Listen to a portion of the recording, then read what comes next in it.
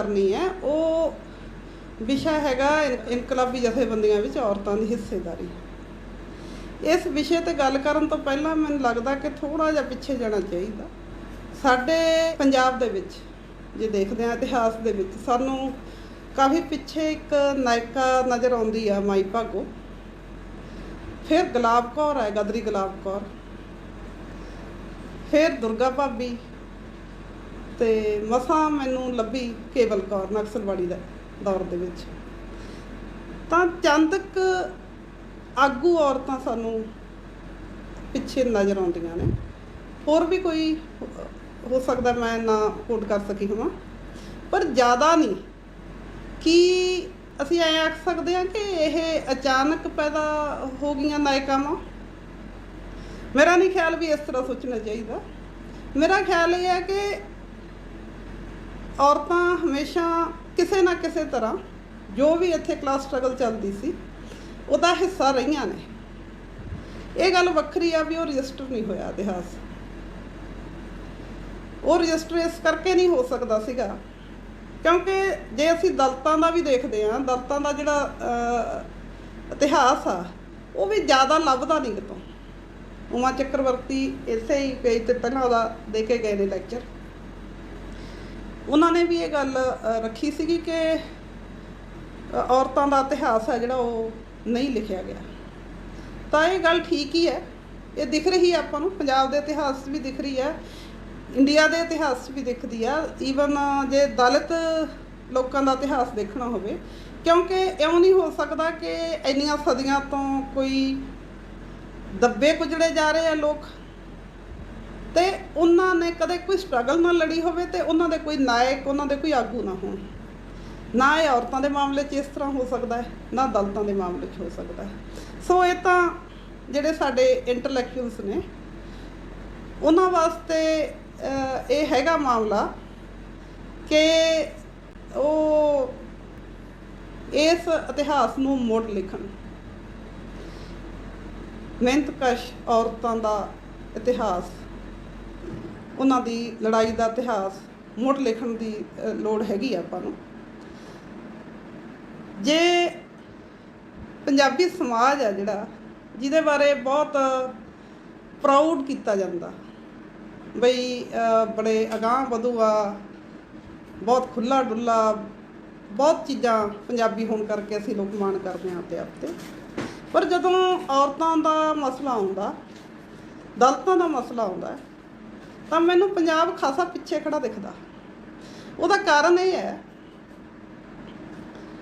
कि इत्थे काम थोड़ा नहीं होया।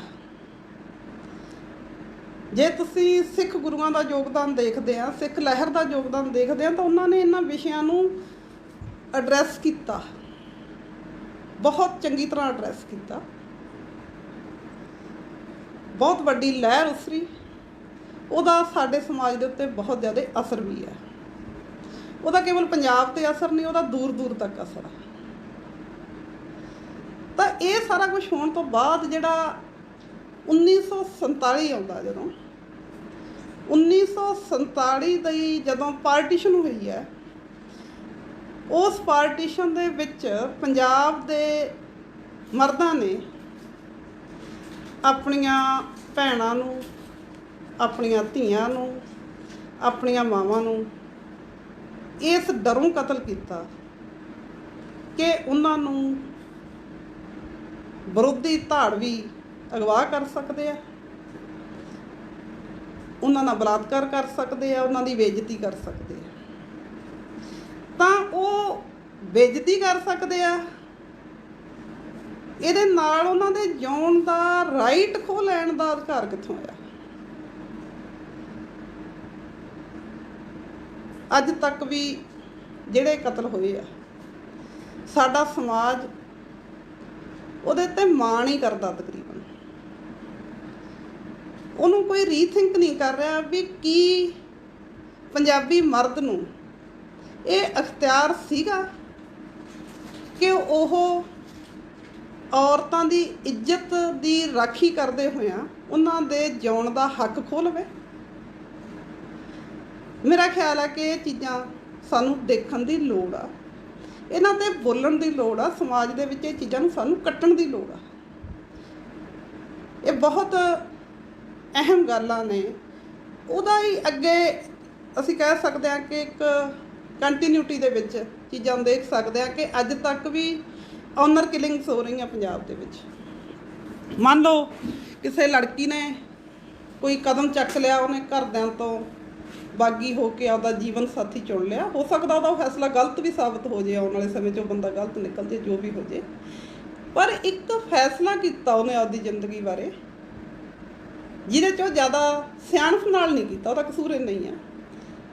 ਸਿਰਫ ਇਸ ਗੱਲ 'ਤੇ ਕਤਲ ਹੋ ਜਾਂਦੇ ਆ। ਜਿਹੜਾ ਜਿਉਣ ਦਾ ਰਾਈਟ ਆ ਪੰਜਾਬੀ ਸਮਾਜ ਦੇ ਵਿੱਚ, ਹੋਰਾਂ ਥਾਵਾਂ 'ਤੇ ਵੀ ਹੈ, ਪਰ ਆਪਾਂ ਕਿਉਂਕਿ ਮੇਨ ਫੋਕਸ ਆਪਣਾ ਪੰਜਾਬ ਆ, ਤਾਂ ਪੰਜਾਬੀ ਸਮਾਜ ਦੇ ਅੰਦਰ ਔਰਤਾਂ ਦੇ ਜਿਉਣ ਦਾ ਜਿਹੜਾ ਰਾਈਟ ਆ ਉਹ ਖਤਰੇ ਹੇਠਾਂ ਰਹਿੰਦਾ।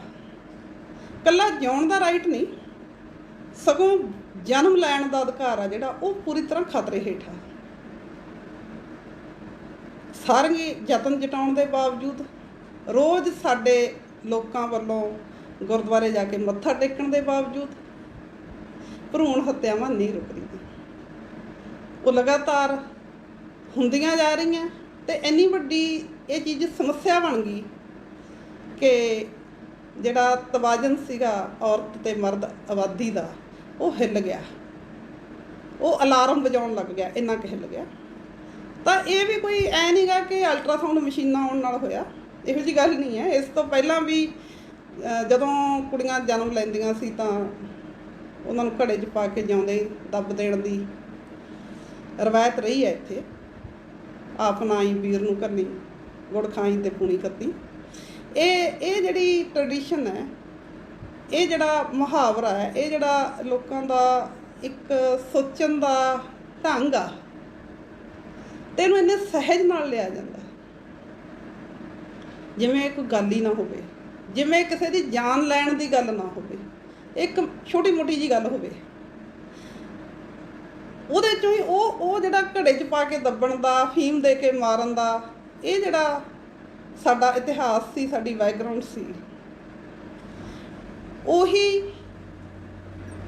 ਜਿਹੜੀ ਹੈ ਅਗਾਂਹ ਆ ਗਈ। ਹੁਣ ਅਲਟਰਾਸਾਊਂਡ ਮਸ਼ੀਨਾਂ ਆ ਗਈਆਂ, ਚੀਜ਼ ਉਹੀ ਹੈ, ਸਿਰਫ ਟੈਕਨੀਕਸ ਨਵੀਆਂ ਆ ਗਈਆਂ, ਟੈਕਨੀਕਸ ਬਦਲ ਗਈਆਂ।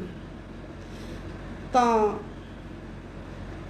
ਮੈਂ ਇਹ ਕਹਿਣਾ ਚਾਹੁੰਦੀ ਹਾਂ ਕਿ ਸਾਡੇ ਸਮਾਜ ਦੇ ਅੰਦਰ ਔਰਤਾਂ ਨੂੰ ਜਿਉਣ ਦਾ ਅਤੇ ਜਨਮ ਲੈਣ ਦਾ ਦੋਨੇ ਹੀ ਜਿਹੜੇ ਅਖਤਿਆਰ ਨੇ ਉਹ ਨਹੀਂ ਸੌਖਿਆਂ ਦੇ ਮਿਲਦੇ। ਉਹਦੇ ਲਈ ਉਹਨਾਂ ਨੂੰ ਕੁਛ ਤਾਂ ਹੀ ਕਹਿ ਸਕਦੇ ਹਾਂ ਕਿ ਕਿਸਮਤ 'ਤੇ ਨਿਰਭਰ ਹੁੰਦਾ ਕਿ ਉਹ ਜਨਮ ਲਊਗੀ ਕਿ ਨਹੀਂ ਲਊਗੀ। ਅਗਾਂਹ ਵੀ ਉਹਦੇ ਆਸੇ ਪਾਸੇ ਦੇ ਲੋਕਾਂ 'ਤੇ ਨਿਰਭਰ ਕਰਦਾ ਕਿ ਉਹ ਜ਼ਿੰਦਗੀ ਜਿਊਂਗੀ ਜਾਂ ਨਹੀਂ ਜਿਊਂਗੀ। ਸੋ ਇਸ ਤਰ੍ਹਾਂ ਦੇ ਅਸੀਂ ਸਮਾਜ ਦੇ ਵਿੱਚ ਰਹਿੰਦੇ ਹਾਂ। ਜਿਹੜੀ ਮੈਂ ਪਹਿਲਾਂ ਗੱਲ ਕਹੀ ਹੈ ਕਿ ਰਜਿਸਟਰ ਨਹੀਂ ਕੀਤੀਆਂ ਗਈਆਂ ਸਟਰਗਲਾਂ, ਉਹਦੇ 'ਚ ਮੈਂ ਇੱਕ ਉਦਾਹਰਨ ਦੇਣਾ ਚਾਹੁੰਦੀ ਹਾਂ।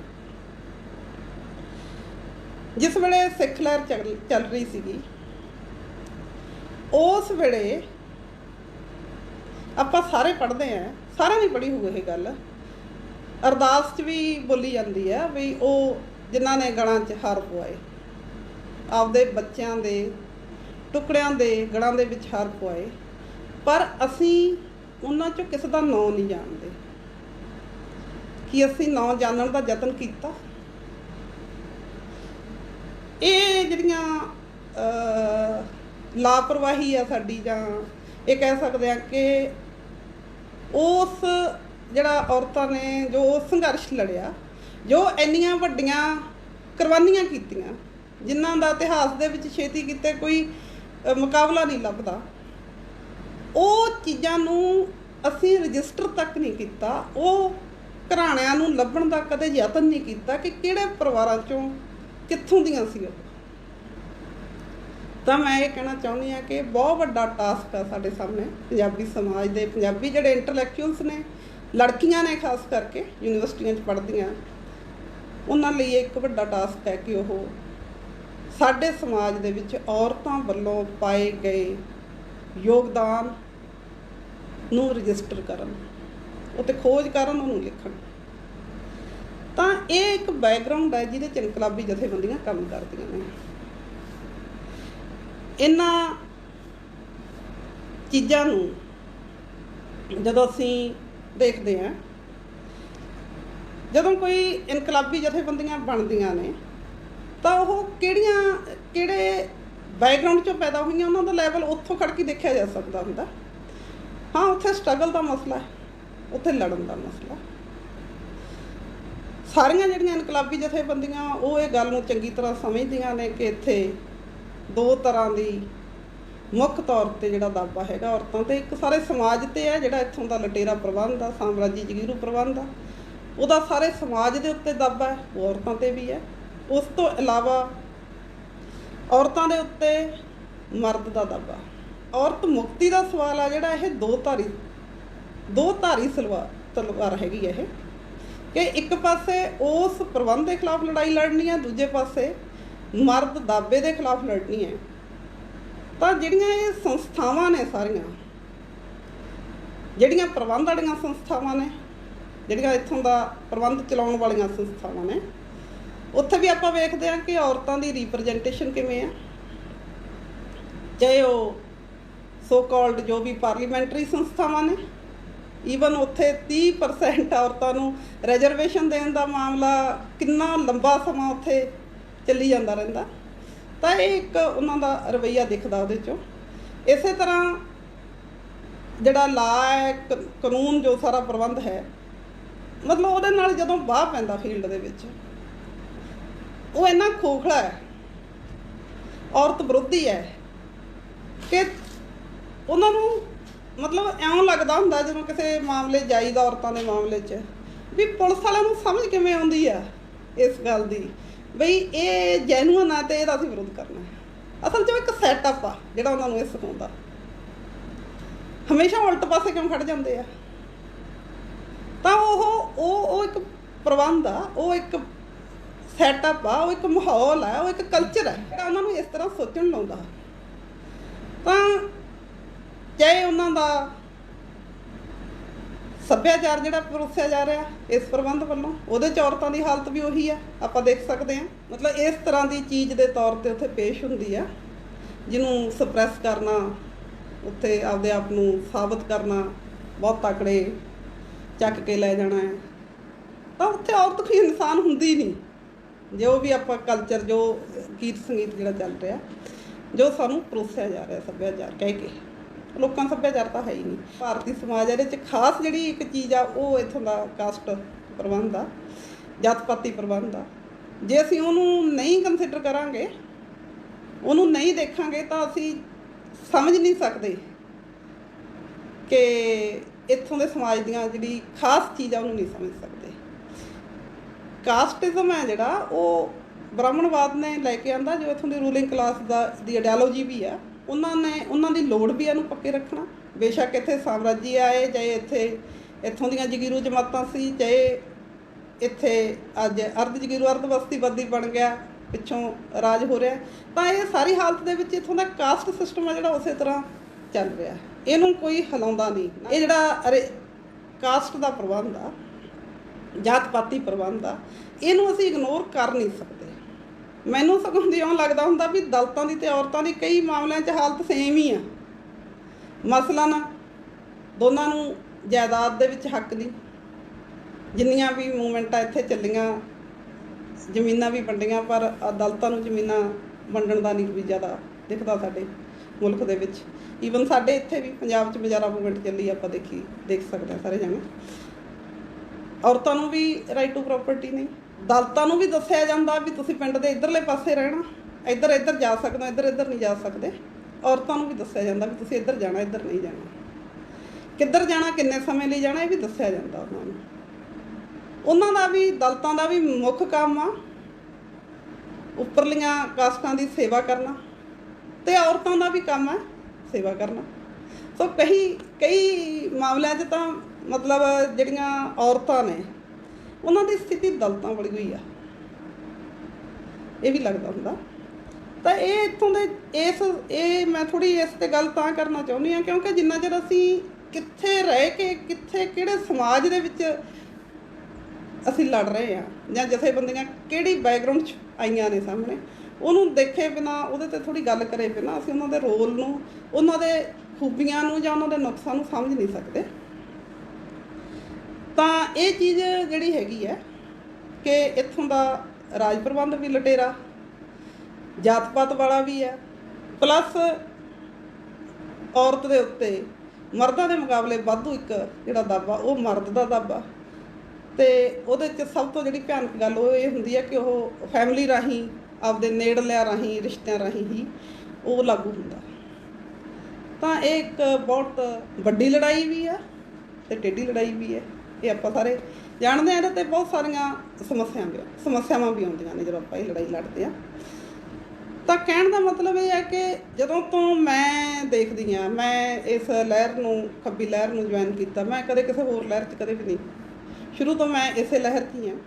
ਮੈਂ ਇੱਕ ਸਟੂਡੈਂਟ ਦੇ ਤੌਰ 'ਤੇ ਇਹਦੇ 'ਚ ਆਈ ਹਾਂ। ਮੈਂ ਦੇਖਿਆ ਕਿ 1985-86 ਦਾ ਟਾਈਮ ਹੋਊਗਾ ਉਹ, ਤਾਂ ਉਸ ਵੇਲੇ ਸਾਡੇ ਪੰਜਾਬ ਦੀ ਲਹਿਰ ਦੇ ਵਿੱਚ ਔਰਤਾਂ ਕੋਈ ਏਜੰਡੇ 'ਤੇ ਨਹੀਂ ਸੀਗੀਆਂ, ਮਤਲਬ ਵੀ ਉਹਨਾਂ ਨੂੰ ਕੋਈ ਬਕਾਇਦਾ ਕੋਸ਼ਿਸ਼ਾਂ ਕਰ ਰਹੀ ਹੋਵੇ ਸਾਡੀ ਲਹਿਰ ਵੀ ਹਾਂ ਔਰਤਾਂ ਆਬਾਦੀ ਦਾ ਅੱਧ ਨੇ, ਅਸੀਂ ਇਹਨਾਂ 'ਤੇ ਕੋਈ ਜ਼ੋਰ ਲਾਉਣਾ, ਅਸੀਂ ਇਹਨਾਂ ਨੂੰ ਮਤਲਬ ਆਗੂ ਬਣਾਉਣਾ, ਇਉਂ ਨਹੀਂ। ਹਾਂ, ਜੇ ਕੋਈ ਆ ਰਹੇ ਆਪੇ ਔਰਤਾਂ ਆ ਰਹੀਆਂ ਨੇ ਉਹਨਾਂ ਨੂੰ ਵੈਲਕਮ ਵੀ ਹੈ, ਪਰ ਉਹਨਾਂ 'ਤੇ ਬਹੁਤੀ ਮਿਹਨਤ ਨਹੀਂ ਹੋ ਰਹੀ ਸੀਗੀ।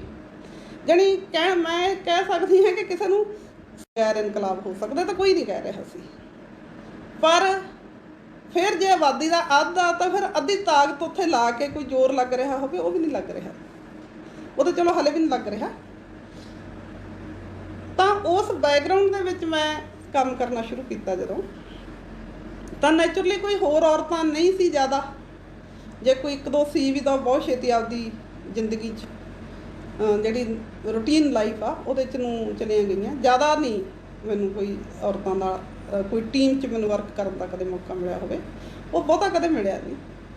ਤਾਂ ਉਹ ਇਹੋ ਜਿਹੀ ਸਥਿਤੀ ਸੀਗੀ ਮੇਰੇ ਲਈ ਵੀ, ਅਤੇ ਜਿਹੜੇ ਨਾਲ ਦੇ ਸਾਥੀ ਸੀਗੇ ਜਿਨ੍ਹਾਂ ਨੂੰ ਮੈਂ ਕਹਿ ਰਹੀ ਸੀ ਮੈਂ ਵੀ ਕੰਮ ਕਰਨਾ, ਸਾਡੇ ਲਈ ਕੋਈ ਪਹਿਲਾਂ ਪਾਏ ਹੋਏ ਪੂਰਨੇ ਹੈ ਨਹੀਂ ਸੀ ਕਿ ਅਸੀਂ ਐਂ ਕਰਕੇ ਐਂ ਕੰਮ ਕਰਨਾ। ਮੈਂ ਕੰਮ ਕਰਨਾ ਸ਼ੁਰੂ ਕੀਤਾ ਕਿਉਂਕਿ ਮੈਨੂੰ ਲੱਗਦਾ ਸੀ ਮੈਂ ਹੀ ਕਰਨਾ। ਕਲੀਅਰਲੀ ਮੈਨੂੰ ਲੱਗਦਾ ਸੀਗਾ ਵੀ ਜਿਹੜੀਆਂ ਵੀ ਔਰਤਾਂ ਨੇ ਉਹਨਾਂ ਨੂੰ ਪੋਲੀਟੀਕਲ ਐਕਟਿਵਿਸਟ ਦੇ ਤੌਰ 'ਤੇ ਕੰਮ ਕਰਨਾ ਚਾਹੀਦਾ। ਮੈਨੂੰ ਨਹੀਂ ਪਤਾ ਇਹ ਮੇਰਾ ਕਿੱਥੋਂ ਬਣਿਆ ਸੀ ਵਿਚਾਰ, ਪਰ ਇਹ ਵਿਚਾਰ ਸੀਗਾ, ਇੱਕ ਡੈਫੀਨੇਟ ਵਿਚਾਰ ਸੀਗਾ, ਜਿਹਦੇ ਕਰਕੇ ਫਿਰ ਮੈਂ ਆਪਦਾ ਉਵੇਂ ਸਾਰਾ ਪਲਾਨ ਵੀ ਆਪਦੀ ਲਾਈਫ ਨੂੰ ਮੈਂ ਪਲਾਨ ਕਰਨਾ ਸ਼ੁਰੂ ਕੀਤਾ। ਇਹ ਡੈਫੀਨੇਟ ਇੱਕ ਥਿੰਕਿੰਗ ਸੀ ਕਿ ਇੱਕ ਪੋਲੀਟੀਕਲ ਵਰਕਰ ਦੇ ਤੌਰ 'ਤੇ, ਰੈਵੋਲੂਸ਼ਨਰੀ ਪੋਲੀਟੀਕਲ ਵਰਕਰ ਦੇ ਤੌਰ 'ਤੇ ਕੰਮ ਕਰਨਾ ਚਾਹੀਦਾ, ਇਹਦੀ ਲੋੜ ਆ। ਪਰ ਗਾਂ ਕਰਨਾ ਕੀ ਹੈ, ਕੋਈ ਜ਼ਿਆਦਾ ਨਹੀਂ ਸੀਗੀ ਗੱਲ ਕਲੀਅਰ। ਹੁਣ ਜਦੋਂ ਮੈਂ ਦੇਖਦੀ ਹਾਂ ਇੰਨੇ ਸਾਲਾਂ ਦੇ ਇੱਕ ਤਜਰਬੇ ਤੋਂ ਬਾਅਦ, ਕੋਸ਼ਿਸ਼ ਕੀਤੀ ਅਸੀਂ ਔਰਤਾਂ ਦੀ ਜਥੇਬੰਦੀ ਖੜੀ ਕਰਨ ਦੀ ਕੋਸ਼ਿਸ਼ ਕੀਤੀ ਸੀ। ਦੇਖੋ ਇੱਥੇ ਸਾਡੇ ਪੰਜਾਬ ਦੇ ਵਿੱਚ ਦੋ ਤਰ੍ਹਾਂ ਦੇ ਯਤਨ ਨੇ। ਇੱਕ ਯਤਨ ਹੈਗਾ ਕਿ ਔਰਤਾਂ ਨੂੰ ਵੱਖ-ਵੱਖ ਜਿਹੜੀਆਂ ਵੀ ਲੜ ਰਹੀਆਂ ਨੇ ਜਨਤਕ ਜਥੇਬੰਦੀਆਂ, ਉਹਨਾਂ 'ਚ ਔਰਤਾਂ ਆਉਣ। ਹਾਂ, ਠੀਕ ਹੀ ਹੈ ਇਹ ਗੱਲ ਕੋਈ ਗਲਤ ਨਹੀਂ ਹੈ ਕਿ ਉਹ ਜਿਹੜੀਆਂ ਲੜ ਰਹੀਆਂ ਆਰਗੇਨਾਈਜੇਸ਼ਨਾਂ ਨੇ ਉਹਦੇ ਵਿੱਚ ਉਹ ਔਰਤਾਂ ਵੀ ਦੀ ਭਾਗੀਦਾਰੀ ਉਸ ਸੰਘਰਸ਼ ਦੇ ਵਿੱਚ ਹੋਵੇ। ਉਹ ਪੰਜਾਬ 'ਚ ਅੱਜ ਦਿਖਦੀ ਆ, ਅੱਡ ਸਟਰਗਲਾਂ ਨੂੰ ਲੈ ਕੇ। ਮਸਲਨ ਆਸ਼ਾ ਵਰਕਰਾਂ ਦੀ ਜਥੇਬੰਦੀ ਦੀ ਮੈਂ ਗੱਲ ਕਰਨੀ ਚਾਹੂੰਗੀ ਕਿ ਆਸ਼ਾ ਵਰਕਰਾਂ ਦੀ ਹਲੇ ਭਰਤੀ ਚੱਲ ਰਹੀ ਸੀਗੀ, ਹਜੇ ਸਾਰੇ ਪੰਜਾਬ 'ਚ ਆਸ਼ਾ ਵਰਕਰ ਭਰਤੀ ਨਹੀਂ ਹੋਈਆਂ ਸੀ, ਉਦੋਂ ਉਹਨਾਂ ਦੀ ਜਥੇਬੰਦੀ ਬਣ ਗਈ ਸੀ। ਚਲੋ ਕੁਛ ਬੰਦਿਆਂ ਨੇ ਜਾਂ ਕੁਛ ਔਰਤਾਂ ਨੇ ਕੋਸ਼ਿਸ਼ ਕੀਤੀ ਹੋਣੀ ਹੈ ਲਾਜ਼ਮੀ ਤੌਰ 'ਤੇ, ਸੁਚੇਤ ਕੋਸ਼ਿਸ਼ਾਂ ਵਗੈਰਾ ਜਥੇਬੰਦੀਆਂ ਨਹੀਂ ਬਣਦੀਆਂ, ਪਰ ਬਣ ਗਈ ਸੀ। ਆਂਗਣਵਾੜੀ ਵਰਕਰਾਂ ਦੀ, ਕਿਸਾਨਾਂ ਦੀਆਂ ਜਥੇਬੰਦੀਆਂ 'ਚ ਵੀ ਕਈਆਂ 'ਚ ਔਰਤਾਂ ਦੀ ਬਹੁਤ ਗਿਣਨਯੋਗ ਭਾਗੀਦਾਰੀ ਹੈਗੀ ਹੈ। ਪਰ ਜਿੱਥੋਂ ਤੱਕ ਔਰਤ ਮੁਕਤੀ ਦਾ ਸਵਾਲ ਆ, ਉਹ ਇੰਨੀ ਗੱਲ ਨਾਲ ਨਹੀਂ ਸਰਦਾ ਕਿ ਉਹ ਆਪਦੀ ਟਰੇਡ ਦੀ ਜਥੇਬੰਦੀ ਦੇ ਵਿੱਚ ਆ ਜਾਣ। ਜੇ ਔਰਤ ਮੁਕਤੀ ਦੇ ਸਵਾਲ ਨੂੰ ਅਸੀਂ ਸੈਂਟਰ ਦੇ ਵਿੱਚ ਲੈਣਾ ਚਾਹੁੰਦੇ ਹਾਂ ਤਾਂ ਸਾਨੂੰ ਇਦੋਂ ਅੱਗੇ ਜਾਣਾ ਪੈਣਾ। ਲੈਫਟ ਮੂਵਮੈਂਟ ਦੇ ਵਿੱਚ ਬਹੁਤ ਵੱਡੀ ਕਮੀ ਆ ਕਿ ਅਸੀਂ ਉਸ ਤਰ੍ਹਾਂ ਐਡਰੈਸ ਕਰ ਨਹੀਂ ਪਾ ਰਹੇ।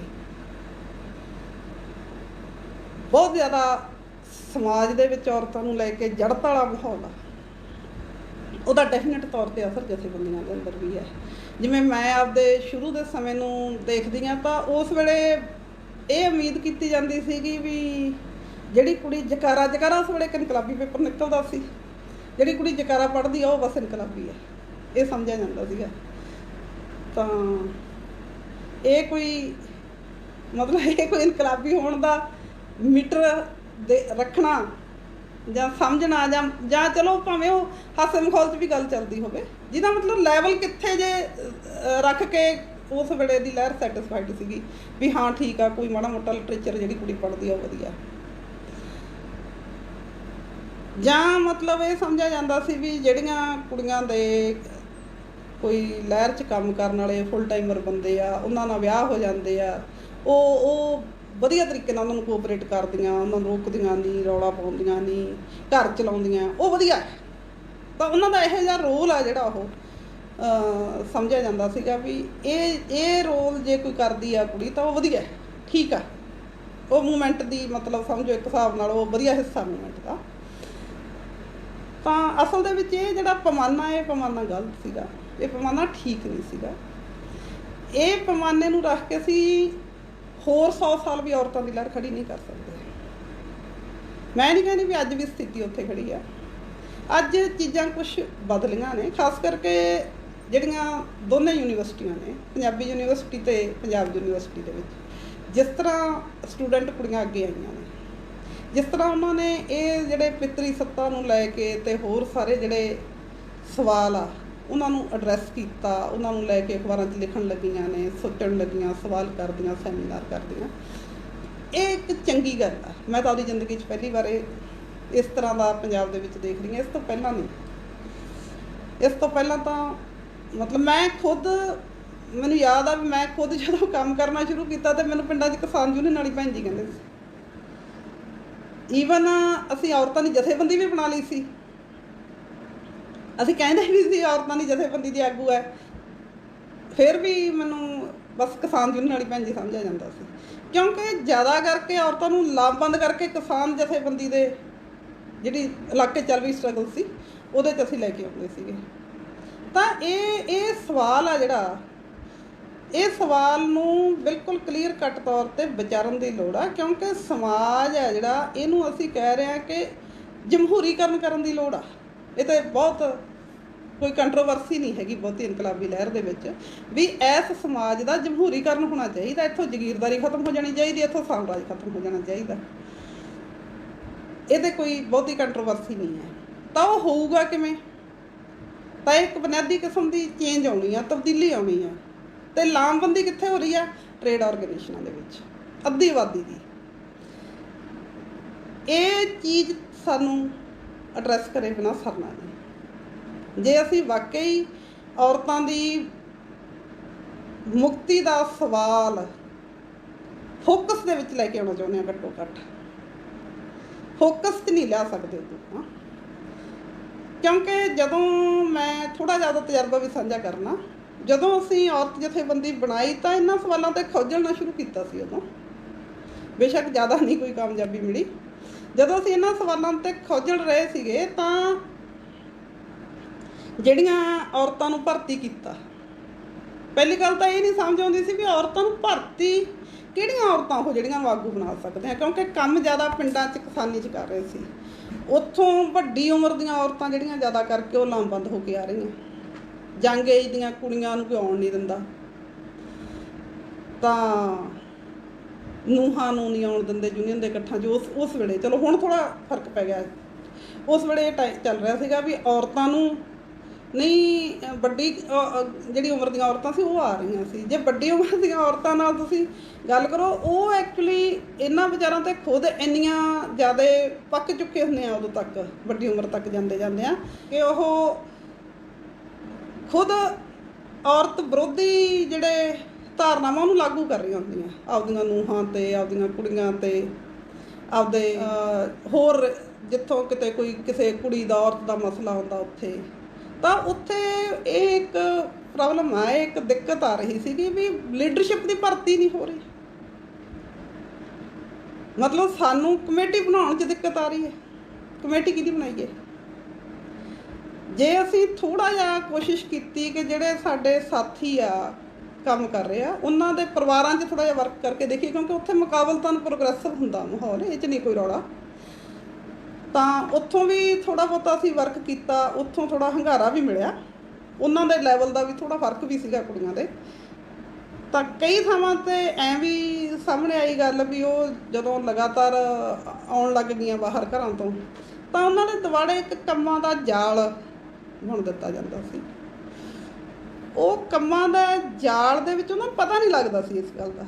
ਸਾਨੂੰ ਤਾਂ ਸਮਝ ਆਉਂਦੀ ਸੀ, ਉਹਨਾਂ ਨੂੰ ਖੁਦ ਨੂੰ ਨਹੀਂ ਸੀ ਪਤਾ ਲੱਗਦਾ। ਤਾਂ ਇੱਕ ਟਾਈਮ ਤੋਂ ਬਾਅਦ ਇਹ ਕਹਿਣਾ ਸ਼ੁਰੂ ਕਰ ਦਿੰਦੇ ਸੀ ਵੀ ਜੀ ਘਰੇ ਸਰਦਾ ਨਹੀਂ, ਰੋਕਦਾ ਤਾਂ ਕੋਈ ਨਹੀਂ, ਮੈਨੂੰ ਆਉਣ ਤੋਂ ਕੋਈ ਨਹੀਂ ਰੋਕ ਰਿਹਾ, ਪਰ ਸਾਡੇ ਘਰੇ ਪਸ਼ੂ ਰੱਖੇ ਵੇ ਆ ਜੀ, ਇਸ ਕਰਕੇ ਮੈਂ ਨਹੀਂ ਆ ਸਕਦੀ। ਉਹਨੂੰ ਇਹ ਗੱਲ ਉਹ ਫਾੜੀ ਨਹੀਂ ਪਾ ਰਹੀ ਸੀਗੀ ਵੀ ਪਸ਼ੂ ਮੇਰੇ ਵਾਸਤੇ ਰੱਖੇ ਗਏ ਆ, ਜਾਂ ਜਿਹੜੇ ਮਤਲਬ ਕੰਮਾਂ ਦੀ ਘਰ ਦੇ ਕੰਮਾਂ ਦੀ ਪਲੈਨ ਇਸ ਹਿਸਾਬ ਨਾਲ ਚੇਂਜ ਕਰ ਦਿੱਤੀ ਜਾਂਦੀ ਸੀਗੀ। ਕਿਤੇ ਕਿਤੇ ਇਹ ਚੀਜ਼ਾਂ ਸਾਨੂੰ ਜਿਹੜੀਆਂ ਲੀਡਰਸ਼ਿਪ 'ਚ ਆ ਰਹੀਆਂ ਸੀਗੀਆਂ ਉਹਨਾਂ ਦੇ ਪਰਿਵਾਰਾਂ 'ਚ ਇਹ ਦਿੱਕਤ ਸਾਨੂੰ, ਹਾਲਾਂਕਿ ਉਹ ਸਾਡੇ ਨਾਲ ਹੀ ਕੰਮ ਕਰਨ ਵਾਲੇ ਹੇਠਲੇ ਪੱਧਰ 'ਤੇ ਲੋਕ ਸੀਗੇ ਜਿਹੜੇ ਇਸ ਤਰ੍ਹਾਂ ਕਰ ਰਹੇ ਸੀਗੇ। ਤਾਂ ਇਹ ਚੀਜ਼ਾਂ ਦਿੱਕਤਾਂ ਬਹੁਤ ਵੱਡੀਆਂ ਸਾਹਮਣੇ ਆਈਆਂ, ਕਾਫੀ ਯਤਨ ਕੀਤੇ, ਪਰ ਜ਼ਿਆਦਾ ਕੋਈ ਅਸੀਂ ਨਹੀਂ ਕਰ ਸਕੇ ਵੀ ਅਸੀਂ ਬਹੁਤ ਔਰਤਾਂ ਨੂੰ ਵੱਡੀ ਕੋਈ ਉਸਾਰ ਸਕੇ ਹੋਈਏ। ਹਾਂ, ਸ਼ਰਾਬ ਵਿਰੋਧੀ ਜਿਹੜੇ ਘੋਲ ਸੀਗੇ ਉਹ ਜ਼ਰੂਰ ਲੜ ਸਕੇ, ਪਰ ਬਾਅਦ ਦੇ ਵਿੱਚ ਇੱਕ ਇੰਟਰਸਟਿੰਗ ਗੱਲ ਉੱਥੇ ਸਾਹਮਣੇ ਆਈ, ਬਹੁਤ ਬੰਦੇ ਆ ਜਾਂਦੇ ਸੀ ਉਸ ਘੋਲ ਦੇ ਵਿੱਚ, ਅਤੇ ਸਾਨੂੰ ਮਗਰੋਂ ਪਤਾ ਲੱਗਿਆ ਵੀ ਜਿਹੜੇ ਬੰਦੇ ਆ ਰਹੇ ਉਹ ਘਰ ਦੀ ਸ਼ਰਾਬ ਵੇਚਣ ਵਾਲੇ। ਫਿਰ ਸਾਨੂੰ ਇਹ ਗੱਲ ਦੀ ਸਮਝ ਆਈ, ਅਤੇ ਉਸ ਤੋਂ ਬਾਅਦ ਇਹੋ ਲੱਗਣ ਲੱਗ ਗਿਆ ਵੀ ਫਾਇਦਾ ਕੀ ਹੈ ਠੇਕਾ ਚੁਕਾਉਣ ਦਾ। ਸਾਨੂੰ ਔਰਤਾਂ ਵਿਚਾਰੀਆਂ ਲਾਮਬੰਦ ਹੁੰਦੀਆਂ, ਇਕੱਠੀਆਂ ਹੁੰਦੀਆਂ, ਇਹਨਾਂ ਗੱਲਾਂ ਤਾਂ ਇਕੱਠੀਆਂ ਹੋ ਰਹੀਆਂ ਸੀਗੀਆਂ, ਪਰ ਜਿੱਥੇ ਆ ਕੇ ਸਵਾਲ ਇਹ ਆਉਂਦਾ ਸੀਗਾ ਵੀ ਜੀਵਨ ਸਾਥੀ ਕਿਸੇ ਕੁੜੀ ਨੇ ਚੁਣਨਾ, ਉਹਦਾ ਉਹਨੂੰ ਅਖਤਿਆਰ ਆ, ਉਹਦੇ ਹੱਕ 'ਚ ਖੜਨਾ ਔਰਤ ਜਥੇਬੰਦੀ ਨੇ। ਇੱਥੇ ਆ ਕੇ ਸਾਡੇ ਕੋਲ ਬਹੁਤ ਸਾਨੂੰ ਸਮੱਸਿਆ ਆ ਜਾਂਦੀ ਸੀ। ਸਾਡੇ ਕੋਲ ਖੜਨ ਲਈ ਔਰਤਾਂ ਨਹੀਂ ਸੀ ਹੁੰਦੀਆਂ, ਸਾਡੇ ਕੋਲ ਟੀਮਾਂ ਨਹੀਂ ਸੀ ਜਿਹੜੀਆਂ ਜਾ ਕੇ ਡਿਫੈਂਡ ਕਰ ਸਕਣ। ਤਾਂ ਉਸ ਵੇਲੇ ਇਹ ਗੱਲ ਮਹਿਸੂਸ ਹੋ ਰਹੀ ਸੀਗੀ, ਅੱਜ ਵੀ ਮੈਂ ਮਹਿਸੂਸ ਕਰਦੀ ਹਾਂ ਵੀ ਜਿੰਨਾ ਚਿਰ ਤੱਕ ਉਹ ਕੁੜੀਆਂ ਜਿਹੜੀਆਂ ਇਹਨਾਂ ਸਵਾਲਾਂ 'ਤੇ ਡਿਸਕਸ਼ਨਾਂ ਕਰਕੇ, ਬਹਿਸਾਂ ਕਰਕੇ ਕਲੀਅਰ ਹੋ ਜਾਣ, ਉਹ ਟੀਮ ਨਹੀਂ ਅਸੀਂ ਪੈਦਾ ਕਰ ਲੈਂਦੇ, ਉਹਨਾਂ ਚਿਰ ਤੱਕ ਅਸੀਂ ਜਿੰਨੇ ਵੀ ਔਰਤਾਂ ਦੇ ਇਕੱਠ ਕਰ ਲਈਏ, ਪਰ ਅਸੀਂ ਸਾਰੇ ਜਿਹੜੇ ਸਵਾਲ ਆ ਉਹਨਾਂ ਨੂੰ ਐਡਰੈਸ ਨਹੀਂ ਕਰ ਸਕਦੇ। ਖਾਸ ਕਰਕੇ ਜਿਹੜੀ ਮੇਲ ਡੋਮੀਨੇਸ਼ਨ ਦਾ ਸਵਾਲ ਆ ਉਹਨੂੰ ਐਡਰੈਸ ਨਹੀਂ ਕਰ ਸਕਦੇ। ਅਸੀਂ ਸਰਕਾਰ ਵਿਰੁੱਧ ਲੜਨ ਲਈ ਤਾਂ ਲਿਜਾ ਸਕਦੇ ਹਾਂ ਔਰਤਾਂ ਨੂੰ,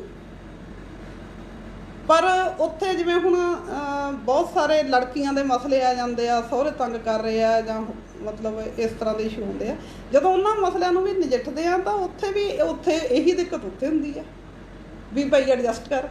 ਤਾਂ ਜਿਹੜੇ ਟਰੈਡੀਸ਼ਨਲੀ ਸਿਰਫ ਉਹ ਇਕੱਲੀ ਕਿਸਾਨ ਯੂਨੀਅਨ ਜਾਂ ਇਕੱਲੀ ਮਜ਼ਦੂਰ ਯੂਨੀਅਨ ਤੱਕ ਸੀਮਤ ਹੁੰਦੇ ਨੇ ਆਗੂ, ਉਹਨਾਂ ਨੂੰ ਤਾਂ ਦਿੱਕਤ ਲੱਗਣ ਲੱਗ ਜਾਂਦੀ ਹੈ ਜੇ ਤੁਸੀਂ ਉੱਥੇ ਔਰਤਾਂ ਦੇ ਰਾਈਟ ਦੀ ਸਿੱਧੀ ਗੱਲ ਕਰੋ। ਤਾਂ ਉੱਥੇ ਬਹੁਤ ਢੰਗ ਨਾਲ, ਬਹੁਤ ਸੋਚ ਸਮਝ ਕੇ ਉਹ ਜਿਹੇ ਢੁਕਵੇਂ ਸ਼ਬਦਾਂ ਦੀ ਚੋਣ ਕਰਦੇ ਹੋਇਆਂ ਕਿਤੇ ਥੋੜ੍ਹਾ ਬਹੁਤਾ ਤੁਸੀਂ ਉੱਥੇ ਡਿਫੈਂਡ ਕਰ ਸਕਦੇ ਹੋ। ਮਤਲਬ ਉੱਥੇ ਮਾਹੌਲ ਹੀ ਨਹੀਂ ਹੁੰਦਾ ਵੀ ਜ਼ਿਆਦਾ ਤੁਸੀਂ ਡਿਫੈਂਡ ਕਰ ਸਕੋ। ਤਾਂ ਉਹ ਟਰੈਡੀਸ਼ਨਲ ਸਾਰੀ ਸ਼ਬਦਾਵਲੀ ਵਰਤ ਕੇ ਮਤਲਬ ਉਹ ਸਾਰਾ ਉੱਥੇ ਤੁਹਾਨੂੰ ਕੰਮ ਕਰਨਾ ਪੈਂਦਾ। ਹਾਂ, ਇਹ ਜੇ ਤੁਸੀਂ ਇਹ ਕੰਮ ਕਰਨਾ ਤਾਂ ਤੁਹਾਡੀ ਟੀਮ ਖਾਸੀ ਜ਼ਿਆਦਾ ਸੁਚੇਤ ਚਾਹੀਦੀ ਹੈ, ਉਹਦੀ ਸਾਨੂੰ ਦਿੱਕਤ ਆ। ਉਸ ਦਿੱਕਤ ਦੇ ਵਿੱਚ ਮੈਂ ਸਮਝਦੀ ਹਾਂ, ਜਿਵੇਂ ਲੈਨਨ ਨੇ ਵੀ ਇਹ ਗੱਲ ਕੋਟ ਕੀਤੀ ਹੈ, ਉਹ ਕਹਿੰਦਾ ਵੀ ਇਹ ਔਰਤਾਂ ਦਾ ਕੰਮ ਸਮਝ ਲਿਆ ਜਾਂਦਾ ਵੀ ਔਰਤਾਂ ਨੇ ਔਰਤਾਂ ਨੂੰ ਜਥੇਬੰਦ ਕਰਨਾ, ਇਹ ਗਲਤ ਗੱਲ ਹੈ। ਜਿਹੜੇ ਇਨਕਲਾਬ ਚਾਹੁੰਦੇ ਆ ਉਹਨਾਂ ਨੇ ਔਰਤਾਂ ਨੂੰ ਜਥੇਬੰਦ ਕਰਨਾ।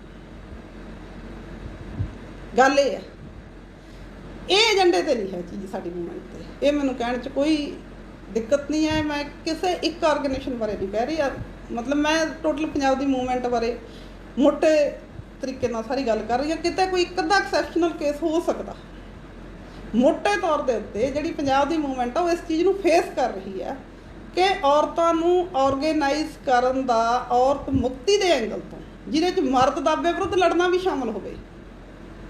ਉਸ ਲੜਾਈ ਦੇ ਵਿੱਚ ਉਹ ਸਿਰਫ ਕਿਸਾਨਾਂ ਦੀਆਂ ਮੰਗਾਂ 'ਤੇ ਜਾਂ ਕਿਸੇ ਮਜ਼ਦੂਰਾਂ ਦੀਆਂ ਮੰਗਾਂ ਤੇ ਉੱਥੋਂ ਤੱਕ ਉਹਨਾਂ ਨੂੰ ਐਜੂਕੇਟ ਕਰਕੇ ਲੜਾਈ 'ਚ ਲਿਜਾਣ ਤੋਂ ਗਾਹਾਂ ਗੱਲ ਚਾਹੀਦੀ ਹੈ ਸਾਨੂੰ।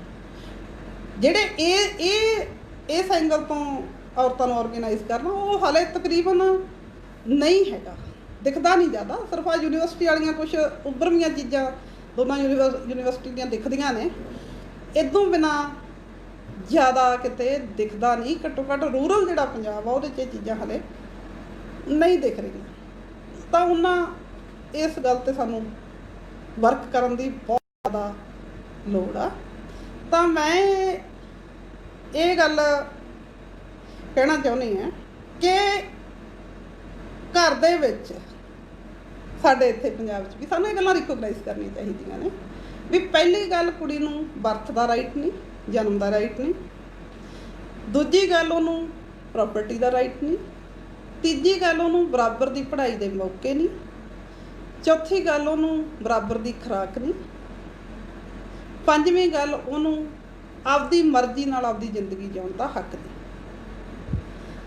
ਜੇ ਅਸੀਂ ਇਨਕਲਾਬੀਆਂ ਤਾਂ ਸਾਨੂੰ ਇਹਨਾਂ ਗੱਲਾਂ 'ਤੇ ਲੜਨਾ ਪੈਣਾ। ਸਾਡੇ ਸਾਹਮਣੇ ਕੋਈ ਘਰਾਂ ਦੇ ਵਿੱਚ ਵਾਈਫ ਬੀਟਿੰਗ ਕਰ ਰਿਹਾ, ਕੋਈ ਆਪਦੀ ਘਰ ਵਾਲੀ ਨੂੰ ਕੁੱਟ ਰਿਹਾ ਹੋਵੇ, ਸਾਨੂੰ ਸਪਸ਼ਟ ਕਹਿਣੀ ਪੈਣੀ ਹੈ ਇਹ ਗੱਲ ਵੀ ਹਾਂ ਅਸੀਂ ਇਹਦੀ ਬਿਲਕੁਲ ਨਹੀਂ ਆਗਿਆ ਦਿੰਦੇ ਕਿਸੇ ਵੀ ਹਾਲਤ 'ਚ, ਚਾਹੇ ਉਹ ਕੋਈ ਸਾਡਾ ਵਰਕਰ ਹੋਵੇ ਚਾਹੇ ਲੀਡਰ ਹੋਵੇ, ਵੀ ਅਸੀਂ ਇਸ ਚੀਜ਼ ਦੀ ਆਗਿਆ ਨਹੀਂ ਦੇਵਾਂਗੇ ਹੱਥ ਉਠਾਉਣ ਦੀ। ਤੁਸੀਂ ਗੱਲਬਾਤ ਕਰ ਸਕਦੇ ਹੋ, ਵੀ ਗੱਲਬਾਤ ਹੀ ਕਰ ਰਹੀ ਹੁੰਦੀ ਹੈ। ਇਹ ਚੀਜ਼ਾਂ ਨੂੰ ਐਡਰੈਸ ਕਰਨ ਦੀ ਲੋੜ ਆ ਸਾਨੂੰ। ਕਈ ਵਾਰੀ ਮੇਰੇ ਤਜਰਬੇ 'ਚ ਵੀ ਗੱਲਾਂ ਸਾਹਮਣੇ ਆਈਆਂ ਦੇਖਣ ਦਾ, ਮੰਨ ਲਓ ਹਸਬੈਂਡ ਆ, ਉਹ ਵਾਈਫ ਨੂੰ ਤੰਗ ਕਰ ਰਿਹਾ। ਹਸਬੈਂਡ ਇੱਧਰ ਮਾੜਾ ਮੋਟਾ ਜਥੇਬੰਦੀ ਦਾ ਵੀ ਆ, ਕੁਛ ਫੰਡ ਦਿੰਦਾ ਜਾਂ ਕਿਤੇ ਕਿਤੇ ਪ੍ਰੋਗਰਾਮ ਚਲਿਆ ਜਾਂਦਾ ਜਾਂ ਕੁਛ ਵੀ ਹੈ, ਜਾਂ ਸਾਡਾ ਉੱਥੇ ਆਉਣ ਜਾਣਾ ਟਿਕਾਣਾ ਹੈ, ਪਰ ਉਹ ਆਪਦੀ ਵਾਈਫ ਨੂੰ ਜਾਂ ਘਰ ਦੀਆਂ ਜਿਹੜੀਆਂ ਔਰਤਾਂ ਨੇ ਉਹਨਾਂ ਦੀ ਕੁੱਟਮਾਰ ਕਰਦਾ ਜਾਂ ਕੁਛ ਵੀ। ਤਾਂ ਉਹ ਔਰਤਾਂ ਜਦੋਂ ਸ਼ਿਕਾਇਤ ਕਰਦੀਆਂ ਨੇ ਤਾਂ ਬਹੁਤੀ ਵਾਰੀ ਸੁਣ ਕੇ ਚੁੱਪ ਕਰ ਜਾਂਦੇ ਆ ਲੋਕੀ ਜਾਣ ਵਾਲੇ, ਕਿਉਂਕਿ ਚੁੱਪ ਕਰਨ ਪਿੱਛੇ ਵੀ ਇੱਕ ਮੈਨੂੰ ਲੱਗਦਾ ਹੁੰਦਾ ਵੀ ਇੱਕ ਗਿਣਤੀ ਮਿਣਤੀ ਆ। ਗਿਣਤੀ ਮਿਣਤੀ ਇਹ ਹੁੰਦੀ ਆ ਵੀ ਜੇ ਤੁਸੀਂ ਉਸ ਬੰਦੇ ਨੂੰ ਬਹਾ ਕੇ ਕਹੋਗੇ ਵੀ ਬਈ ਅਸੀਂ ਇਹ ਜਿਹੜੀ ਤੂੰ ਕੁੱਟਮਾਰ ਕਰਦਾ, ਇਹ ਜਿਹੜੀ ਤੂੰ ਜੋ ਵੀ ਘਰੇ ਵਰਤਾਓ ਕਰ ਰਿਹਾ, ਕੁੜੀ ਆਪਦੀ ਮਰਜ਼ੀ ਨਾਲ ਵਿਆਹ ਕਰਾਉਣਾ ਚਾਹੁੰਦੀ ਆ, ਤੂੰ ਉਹਨੂੰ ਮਤਲਬ ਕਰਾਉਣ ਨਹੀਂ ਦਿੰਦਾ, ਤੂੰ ਉਹਦੇ ਵਿਰੋਧ 'ਚ ਖੜਾ, ਚਾਹੇ ਉਹ ਇੰਟਰਕਾਸਟ ਕਰਾਉਣਾ ਚਾਹੁੰਦੀ ਹੋਵੇ, ਤੂੰ ਉਹਦੇ ਵਿਰੋਧ 'ਚ ਖੜਾ ਹੈ, ਉਹਦੀ ਜ਼ਿੰਦਗੀ ਦਾ ਮਸਲਾ, ਤੂੰ ਰਿਲੇਸ਼ਨ ਜੇ ਰੱਖਣਾ ਰੱਖੀ, ਨਹੀਂ ਰੱਖਣੇ ਨਾ ਰੱਖੀ। ਇੰਨਾ ਕਲੀਅਰਲੀ ਕਹਿਣ ਬੰਨੀ ਨੂੰ ਇਸ ਕਰਕੇ ਵੀ ਨਹੀਂ ਜਾਇਆ ਜਾਂਦਾ ਵੀ ਆਪਣਾ ਯਾਰ ਲਿੰਕ ਟੁੱਟ ਜੂਗਾ, ਇਹ ਆਪਣਾ ਟਿਕਾਣਾ, ਇਹ ਫੰਡ ਦਾ ਸੋਰਸ ਹੈ, ਜਿਹਦਾ ਮਤਲਬ ਇਹ ਹੁੰਦਾ ਵੀ ਉਹ ਜਿਹੜੇ ਛੋਟੇ ਲਾਲਚ ਆ, ਉਹ ਛੋਟੇ ਲਾਲਚਾਂ ਕਰਕੇ ਜਿਹੜਾ ਵੱਡੇ ਸਵਾਲ ਆ ਉਹਨਾਂ ਨੂੰ ਇਗਨੋਰ ਕਰ ਦਿੱਤਾ ਜਾਂਦਾ ਅਤੇ ਅਲਟੀਮੇਟਲੀ ਉਹ ਸਾਡੀ ਲਹਿਰ ਨੂੰ ਨੁਕਸਾਨ ਪਹੁੰਚਾਉਂਦਾ, ਸਾਡੀ ਲਹਿਰ ਦਾ ਲਗਾਤਾਰ ਲੈਵਲ ਉਹ ਨੀਵਾਂ ਕਰਦਾ। ਇੱਥੇ ਇਹ ਗੱਲ ਵੀ ਮੈਂ ਕਲੀਅਰਲੀ ਕਰਨਾ ਚਾਹੁੰਦੀ ਹਾਂ ਕਿ ਇਸ ਮਾਮਲੇ ਨੂੰ ਨਜਿੱਠਣ ਦੇ ਦੋ ਨਜ਼ਰੀਏ ਨੇ। ਇੱਕ ਨਜ਼ਰੀਆ ਇਨਕਲਾਬੀ ਲੋਕਾਂ ਦਾ ਨਜ਼ਰੀਆ ਜਿਹੜੇ ਸਮਾਜ ਦੇ ਵਿੱਚ ਤਬਦੀਲੀ ਚਾਹੁੰਦੇ ਆ, ਇੱਕ ਨਜ਼ਰੀਆ ਨਾਰੀਵਾਦੀਆਂ ਦਾ ਨਜ਼ਰੀਆ। ਮੈਂ ਨਾਰੀਵਾਦੀਆਂ ਦੇ ਨਜ਼ਰੀਏ ਨੂੰ ਤੇ ਜਿਹੜਾ ਮਤਲਬ ਜਿਹੜੇ ਦਲਿਤ ਪੋਲੀਟਿਕਸ ਕਰਦੇ ਆ, BSP ਟਾਈਪ ਜਥੇਬੰਦੀਆਂ, ਇਹਨਾਂ ਦੋਨਾਂ ਦਾ ਨਜ਼ਰੀਆ ਮੈਨੂੰ ਇੱਕੋ ਜਿਹਾ ਲੱਗਦਾ ਹੁੰਦਾ, ਕਿਉਂਕਿ ਇਹ ਦੋਨੇ ਜਿਵੇਂ ਹੁਣ ਮੰਨ ਲਓ ਆਬਾਦੀ ਦਾ ਵੱਡਾ ਹਿੱਸਾ ਔਰਤਾਂ ਵਿਰੁੱਧ ਜਿਹੜੇ ਵਿਚਾਰ ਆ ਉਹਨਾਂ ਨੂੰ ਉਹ ਲਈ ਫਿਰਦਾ ਨਾਲ, ਉਹਨਾਂ ਦਾ ਉਹ ਧਾਰਨੀ ਬਣਿਆ ਹੋਇਆ।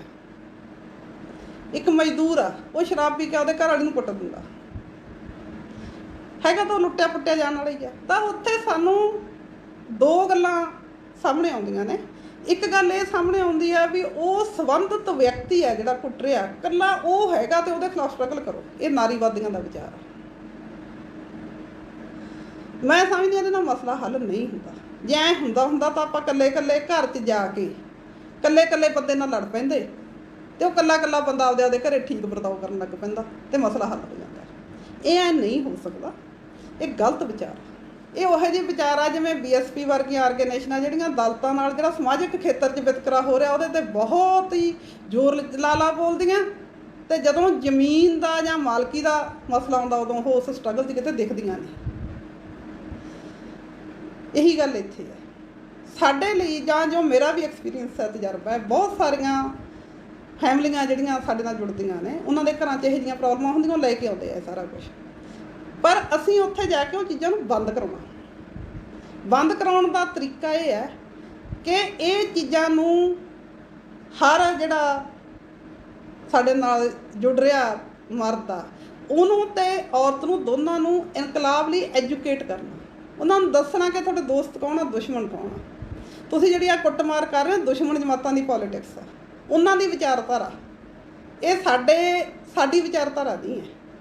ਹਾਂ, ਕੁੱਟਮਾਰ ਅਸੀਂ ਨਹੀਂ ਕਰਨ ਦੇਵਾਂਗੇ, ਅਸੀਂ ਇਸ ਗੱਲ 'ਤੇ ਬਿਲਕੁਲ ਕਲੀਅਰ ਹਾਂ ਵੀ ਵਾਇਲੈਂਸ ਆ ਜਿਹੜਾ ਔਰਤਾਂ ਦੇ ਖਿਲਾਫ, ਉਹ ਜਮਾਂ ਹੀ ਬਰਦਾਸ਼ਤ ਕਰਨ ਯੋਗ ਨਹੀਂ ਚੀਜ਼ ਹੈਗੀ। ਤਾਂ ਇਹ ਜਿਹੜੀ ਗੱਲ ਆ,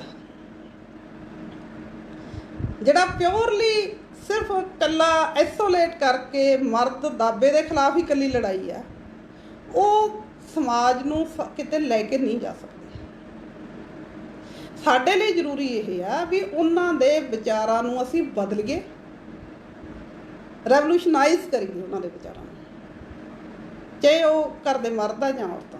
ਹਾਂ, ਕਿਸੇ ਥਾਂ 'ਤੇ ਹੁਣ ਮੰਨ ਲਓ ਕੋਈ ਔਰਤ ਨੂੰ ਕਤਲ ਕਰਨ ਤੱਕ ਚਲਾ ਜਾਂਦਾ, ਜਾਂ ਸਾਡੇ ਸਾਰੇ ਸਮਝਾਉਣ ਦੇ ਬਾਵਜੂਦ ਵੀ ਉਹ ਬਰੂਟਲ ਕੁੱਟਮਾਰ ਜਾਰੀ ਰਹਿੰਦੀ ਹੈ, ਤਾਂ ਸਾਡੇ ਲਈ ਫਿਰ ਇਹ ਹੋਊਗਾ ਕਿ ਉਹਦੇ ਖਿਲਾਫ ਅਸੀਂ ਫਿਰ ਚੰਗੇ ਤਰੀਕੇ ਖੜ੍ਹੇ ਹੋ ਜਾਈਏ। ਮਤਲਬ ਸਹਿਣ ਕਰਨ ਦਾ ਕੋਈ ਇਸ਼ੂ ਨਹੀਂ ਹੈਗਾ ਇਹ ਵੀ ਇਗਨੋਰ ਕਰਨ ਦਾ। ਜਦੋਂ ਅਸੀਂ ਇਗਨੋਰ ਕਰ ਰਹੇ ਹੁੰਦੇ ਹਾਂ ਇਸ ਤਰ੍ਹਾਂ ਵੀ ਵਾਇਲੈਂਸ ਵੀ ਹੋ ਰਹੀ ਆ, ਅਸੀਂ ਸਿਰਫ ਇਸ ਕਰਕੇ ਇਗਨੋਰ ਕਰੀ ਜਾ ਰਹੇ ਹਾਂ ਵੀ ਜੀ ਉੱਥੇ ਆਪਣਾ ਲਿੰਕ ਆ ਜਾਂ ਇਹਦੇ ਰਾਹੀਂ ਸਾਨੂੰ ਹੋਰ ਚੰਗੇ ਬੰਦੇ ਮਿਲ ਜਾਣਗੇ, ਇਹ ਤਾਂ ਬੰਦਾ ਮਾੜਾ ਹੀ ਆ। ਤਾਂ ਇਹ ਪਤਾ ਹੁੰਦੇ ਹੋਇਆ ਵੀ ਮੈਂ ਵੀ ਦੇਖਿਆ ਵੀ ਪਤਾ ਹੁੰਦਾ ਵੀ ਹਾਂ ਇਹ ਬੰਦਾ ਹੈਗਾ ਤਾਂ ਗਲਤ ਹੀ ਆ, ਇਹ ਤਾਂ ਆਪਣੇ ਦਾਰੂ ਪੀ ਕੇ ਕੁੱਟਦੇ ਆ ਰੋਜ਼, ਪਰ ਇਹਦੇ ਰਾਹੀਂ 4 ਹੋਰ ਚੰਗੇ ਬੰਦੇ ਮਿਲ ਜਾਣਗੇ। ਤਾਂ ਇੱਥੇ ਸਾਨੂੰ ਫਿਰ ਕਲੀਅਰਲੀ ਇਹ ਗੱਲ ਕਰਨੀ ਪੈਣੀ ਆ ਵੀ ਜਿਹਦੇ ਰਾਹੀਂ ਬੰਦੇ ਅਸੀਂ ਭਰਤੀ ਕਰਨੇ ਆ ਉਹ ਵੀ ਕੋਈ ਬੰਦਾ ਮਾੜਾ ਮੋਟਾ ਤਾਂ ਸਟੈਂਡਰਡ ਰੱਖਦਾ ਹੋਵੇ, ਅਸੀਂ ਉਹਨੂੰ ਸਮਝਾ ਸਕਦੇ ਹਾਂ, ਉਹਦੇ ਨਾਲ ਸਟਰਗਲ ਕਰ ਸਕਦੇ ਹਾਂ। ਜੇ ਉਹ ਕਿਸੇ ਤਰ੍ਹਾਂ ਵੀ ਉਹ ਠੀਕ ਨਹੀਂ ਤਾਂ ਸਾਨੂੰ ਉਹਦੇ ਖਿਲਾਫ ਹੀ ਖੜਨਾ ਚਾਹੀਦਾ। ਤਾਂ ਇਹ ਦੋਨੇ ਜਿਹੜੀ ਮੈਂ ਸਮਝਦੀ ਹਾਂ ਵੀ ਜਿਹੜੀ ਔਰਤਾਂ ਦੀ ਮੁਕਤੀ ਦੀ ਲੜਾਈ ਆ, ਇਹ 2 ਧਾਰੀ ਤਲਵਾਰ। ਜੇ ਜਮਹੂਰੀਕਰਨ ਕਰਨਾ ਉਹ ਇਕੱਲੇ ਘਰ ਦਾ ਨਹੀਂ ਹੋਣਾ, ਉਹ ਪੂਰੇ ਸਮਾਜ ਦਾ ਕਰਨਾ ਪੈਣਾ। ਉਹ ਸਮਾਜ ਦਾ ਕਰਨ ਦੇ ਲਈ ਸਾਨੂੰ ਜਿਹੜੀ ਇਨਕਲਾਬ ਲਈ ਚੱਲ ਰਹੀ ਲੜਾਈ ਆ ਉਹਦਾ ਹਿੱਸਾ ਬਣਨਾ ਪੈਣਾ, ਉਹ ਤੋਂ ਬਗੈਰ ਅਸੀਂ ਕਰ ਹੀ ਨਹੀਂ ਸਕਦੇ ਇਹਨੂੰ। ਇਕੱਲੇ ਘਰ 'ਚ ਇਨਕਲਾਬ ਨਹੀਂ ਹੋ ਸਕਦਾ। ਸੋ ਇਹ ਨਾਲ ਦੀ ਨਾਲ ਲੜਾਈ ਘਰਾਂ 'ਚ ਲੜੀ ਜਾਣੀ ਹੈ, ਕਿਉਂਕਿ ਜਦੋਂ ਕਿਸੇ ਕੁੜੀ ਨੇ ਪੋਲੀਟਿਕਸ ਦੇ ਵਿੱਚ ਆਉਣਾ, ਮੰਨ ਲਓ ਮੈਂ ਆਉਣਾ, ਕਿਸੇ ਨੇ ਵੀ ਆਉਣਾ ਪੋਲੀਟਿਕਸ ਦੇ ਵਿੱਚ, ਸਭ ਤੋਂ ਪਹਿਲਾਂ ਉਹਨੂੰ ਆਪਦੇ ਘਰੇ ਸਟਰਗਲ ਕਰਨੀ ਪਊਗੀ। ਘਰਦਿਆਂ ਨੂੰ ਇਸ ਗੱਲ 'ਤੇ ਲੈ ਕੇ ਆਉਣਾ ਪਊਗਾ ਵੀ ਹਾਂ ਮੇਰਾ ਰਾਈਟ ਆ, ਮੈਂ ਜਾਣਾ। ਉੱਥੋਂ ਦੀ ਸ਼ੁਰੂ ਹੋ ਜਾਂਦੀ ਹੈ ਲੜਾਈ। ਆਪਣੇ ਕੋਲੇ ਪੰਜਾਬ ਦੇ ਵਿੱਚ ਹਰਦੀਪ ਕੋਟਲਾ ਦੀ ਉਦਾਹਰਨ ਆ, ਉਹਨੂੰ ਘਰੋਂ ਕੱਢਿਆ ਘਰਦਿਆਂ ਨੇ, ਉਹਨੂੰ ਘਰ ਛੱਡਣਾ ਪਿਆ, ਇਸ ਕਰਕੇ ਉਹਨੇ ਛੱਡਤਾ। ਠੀਕ ਆ, ਮੈਂ ਕਹਿੰਦੀ ਹਾਂ ਵੀ ਉਹ ਤਾਂ ਬਹੁਤ ਵਧੀਆ ਕਦਮ ਆ ਇਹ, ਉਹਨੂੰ ਨਹੀਂ ਕੰਪਰੋਮਾਈਜ਼ ਕਰਨਾ ਚਾਹੀਦਾ ਸੀ, ਉਹਨੇ ਨਹੀਂ ਕੀਤਾ। ਕਿਉਂਕਿ ਇਹ ਜਿਹੜੇ ਰਿਲੇਸ਼ਨ ਨੇ ਪਰਿਵਾਰ ਨਾਲ, ਇਹ ਬਾਅਦ 'ਚ ਰਿਪੇਅਰ ਹੋ ਜਾਂਦੇ ਆ। ਇਹ ਵੀ ਦੇਖਿਆ ਕਿ ਇੱਕ ਵਾਰੀ ਉਹ ਕਿਉਂਕਿ ਇੱਕ ਜੜ ਸਿਸਟਮ ਦੇ ਵਿੱਚ ਰਹਿ ਰਿਹਾ, ਉਸ ਫਰੇਮਵਰਕ ਦੇ ਵਿੱਚ ਸੋਚ ਰਿਹਾ। ਤੁਸੀਂ ਇੱਕ ਨਵੀਂ ਉੱਥੇ ਜਾ ਕੇ ਗੱਲ ਰੱਖਤੀ, ਮੈਂ ਇੱਕ ਪੋਲੀਟੀਕਲ ਵਰਕਰ ਦੇ ਤੌਰ 'ਤੇ ਕੰਮ ਕਰਨਾ, ਤਾਂ ਉਹਨਾਂ ਨੂੰ ਤਾਂ ਸਮਝ ਨਹੀਂ ਆਉਂਦੀ ਵੀ ਇਹ ਤਾਂ ਰਿਸ਼ਤੇਦਾਰਾਂ ਨੂੰ ਕੀ ਜਵਾਬ ਦੇਵਾਂਗੇ, ਪਿੰਡ ਨੂੰ ਕੀ ਜਵਾਬ ਦੇਵਾਂਗੇ, ਇੱਥੇ ਤਾਂ ਫਿਰ ਇਹ ਕੁੜੀ ਦੇ ਨਾਲ ਕੋਈ ਮੁੰਡੇ ਵੀ ਆ ਜਾਣਗੇ ਘਰੇ ਮੀਟਿੰਗ ਕਰਨ, ਇਹਦਾ ਕੀ ਜਵਾਬ ਦੇਵਾਂਗੇ, ਇਹ ਮੁੰਡਿਆਂ ਦੇ ਨਾਲ ਜਾਊਗੀ ਵੀ, ਇਹ ਸਕੂਟਰ 'ਤੇ ਵੀ ਜਾਊ, ਇਹ ਇਕੱਲੀ ਜਾਊ, ਇਹ ਵੇਲੇ ਕੁ ਵੇਲੇ ਆਊ, ਇਹ ਸਾਰੀਆਂ ਗੱਲਾਂ ਦਾ ਤਾਂ ਪਿੰਡ 'ਚ ਜਵਾਬ ਕੀ ਦੇਵਾਂਗੇ। ਤਾਂ ਇਹ ਸਾਰਾ ਜਿਹੜਾ ਦਾਬਾ ਪ੍ਰੈਸ਼ਰ ਆ, ਭਾਈਚਾਰੇ ਦਾ ਪ੍ਰੈਸ਼ਰ ਜਿਹਨੂੰ ਆਪਾਂ ਕਹਿ ਦਿੰਦੇ ਹਾਂ, ਜਾਂ ਆਸੇ ਪਾਸੇ ਦਾ, ਉਹ ਉਹਨਾਂ 'ਤੇ ਆ ਜਾਂਦਾ ਉਸ ਪਰਿਵਾਰ ਦੇ ਉੱਤੇ।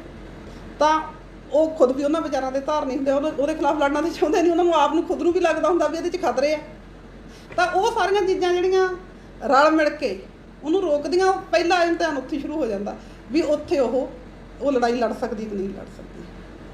ਤਾਂ ਉਹ ਲੜਾਈ ਨੂੰ ਉੱਥੋਂ ਲੜਨ ਤੋਂ ਬਾਅਦ, ਨਿਕਲਣ ਤੋਂ ਬਾਅਦ, ਘਰ 'ਚੋਂ ਨਿਕਲਣ ਤੋਂ ਬਾਅਦ ਫਿਰ ਸੱਚੀ ਮੁੱਚੀ ਸਮਾਜ ਤੋਂ ਐਲੀਗੇਸ਼ਨ ਆਉਂਦੇ ਆ। ਜਦੋਂ ਕੋਈ ਮੁੰਡਾ ਘਰੋਂ ਭੱਜ ਜਾਂਦਾ ਮੂਵਮੈਂਟ ਦੇ ਵਿੱਚ, ਜਦੋਂ ਚਲੋ ਹੁਣ ਤੱਕ ਇੰਨਾ ਨਹੀਂ, ਜਦੋਂ ਪਹਿਲਾਂ ਸਟੂਡੈਂਟ ਆਰਗੇਨਾਈਜੇਸ਼ਨ ਬਣੀ 72 ਤੋਂ ਬਾਅਦ, ਨਕਸਲਵਾੜੀ ਲਹਿਰ ਤੋਂ ਤੁਰੰਤ ਬਾਅਦ ਬਹੁਤ ਸਟੂਡੈਂਟ ਸੀ ਜਿਹੜੇ ਉਹ ਛੱਡ ਕੇ ਘਰਾਂ ਨੂੰ ਭੱਜੇ।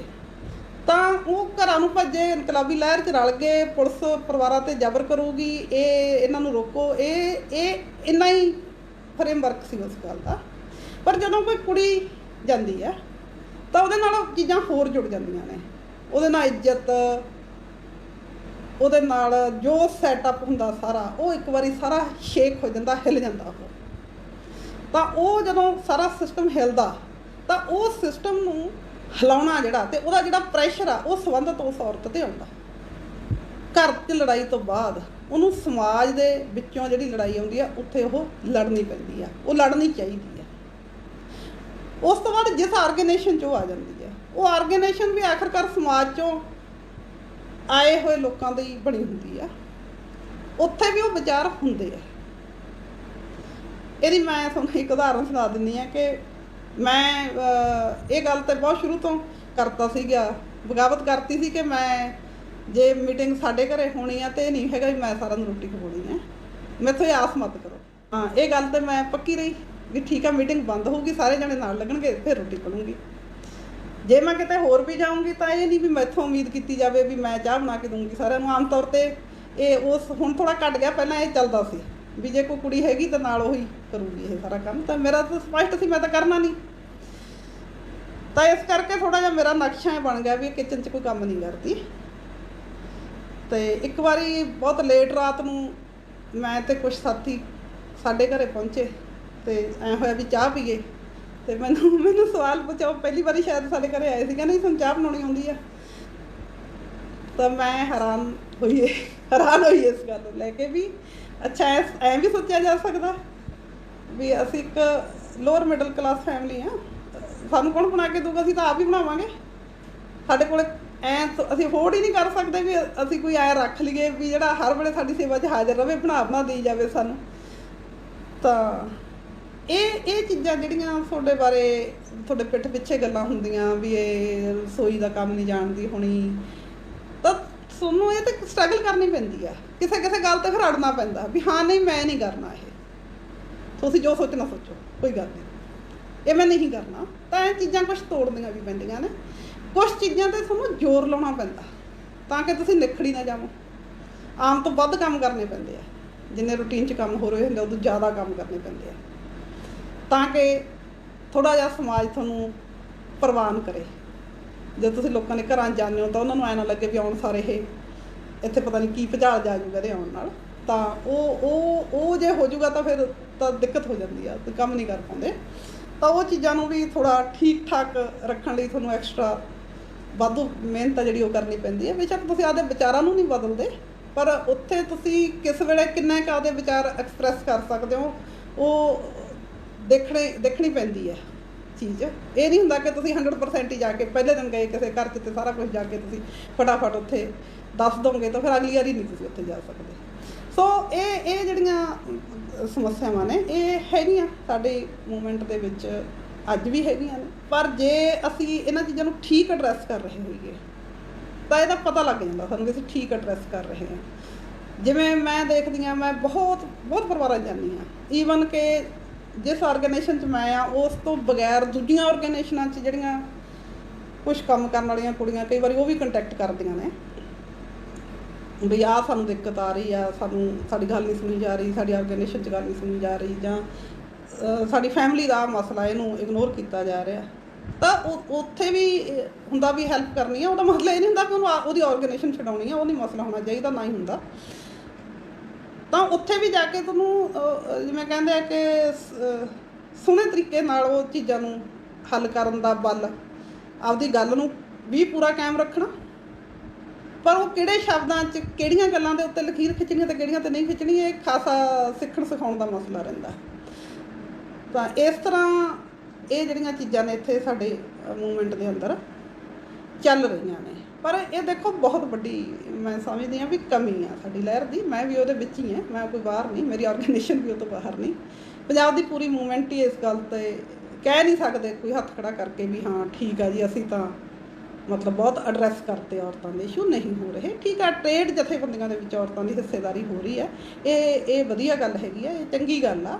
इदों गांह इनू डिवैलप किया जाना चाहिए। मेरे ख्याल से इत्थे तक गल जिहड़ी आ ओह नहीं रहनी चाहिए, इस तो अगांह लैके जानी चाहिए है। क्योंकि असी बैकग्राउंड साडी किहो जी है, बैकग्राउंड साडी ये जी है भी लोक गीत सारे किते जाके वो मेल डोमीनेशन है, मतलब मार ललकारा टुक वे बावला जद घर जन्मिया पुत वे बावला, इस तरह का साडा समाज आ जिहदे च असीं मतलब जाके उत्थे दसना भी नहीं, धी जमी तो भी खुशी मनाउणी है। जिवें मैं आपदी जिंदगी दे विच इहो ਜਿਹੇ मौके देखिया भी मतलब किसी रिश्तेदारी च कोई लड़की पैदा हो जाती है ना, तो वो फिर थोड़ा जिहा मेरे सामने रोण तो चलते हैं भी ये सामने रोवांगे तो यह फिर गुस्से हो जाऊगी, भावें यही गल ही होवे। तो इन्ना मतलब इन्ना ज़्यादा ये डूंघे आ विचार, ये कह सकते आप। जिवें कई बारी इस तरह के विचार आउंदे आ भी मुंडा इस करके चाहिदा बई मिस्सी हो जूगी फैमिली, मिस्सी होनी क्यों जरूरी है।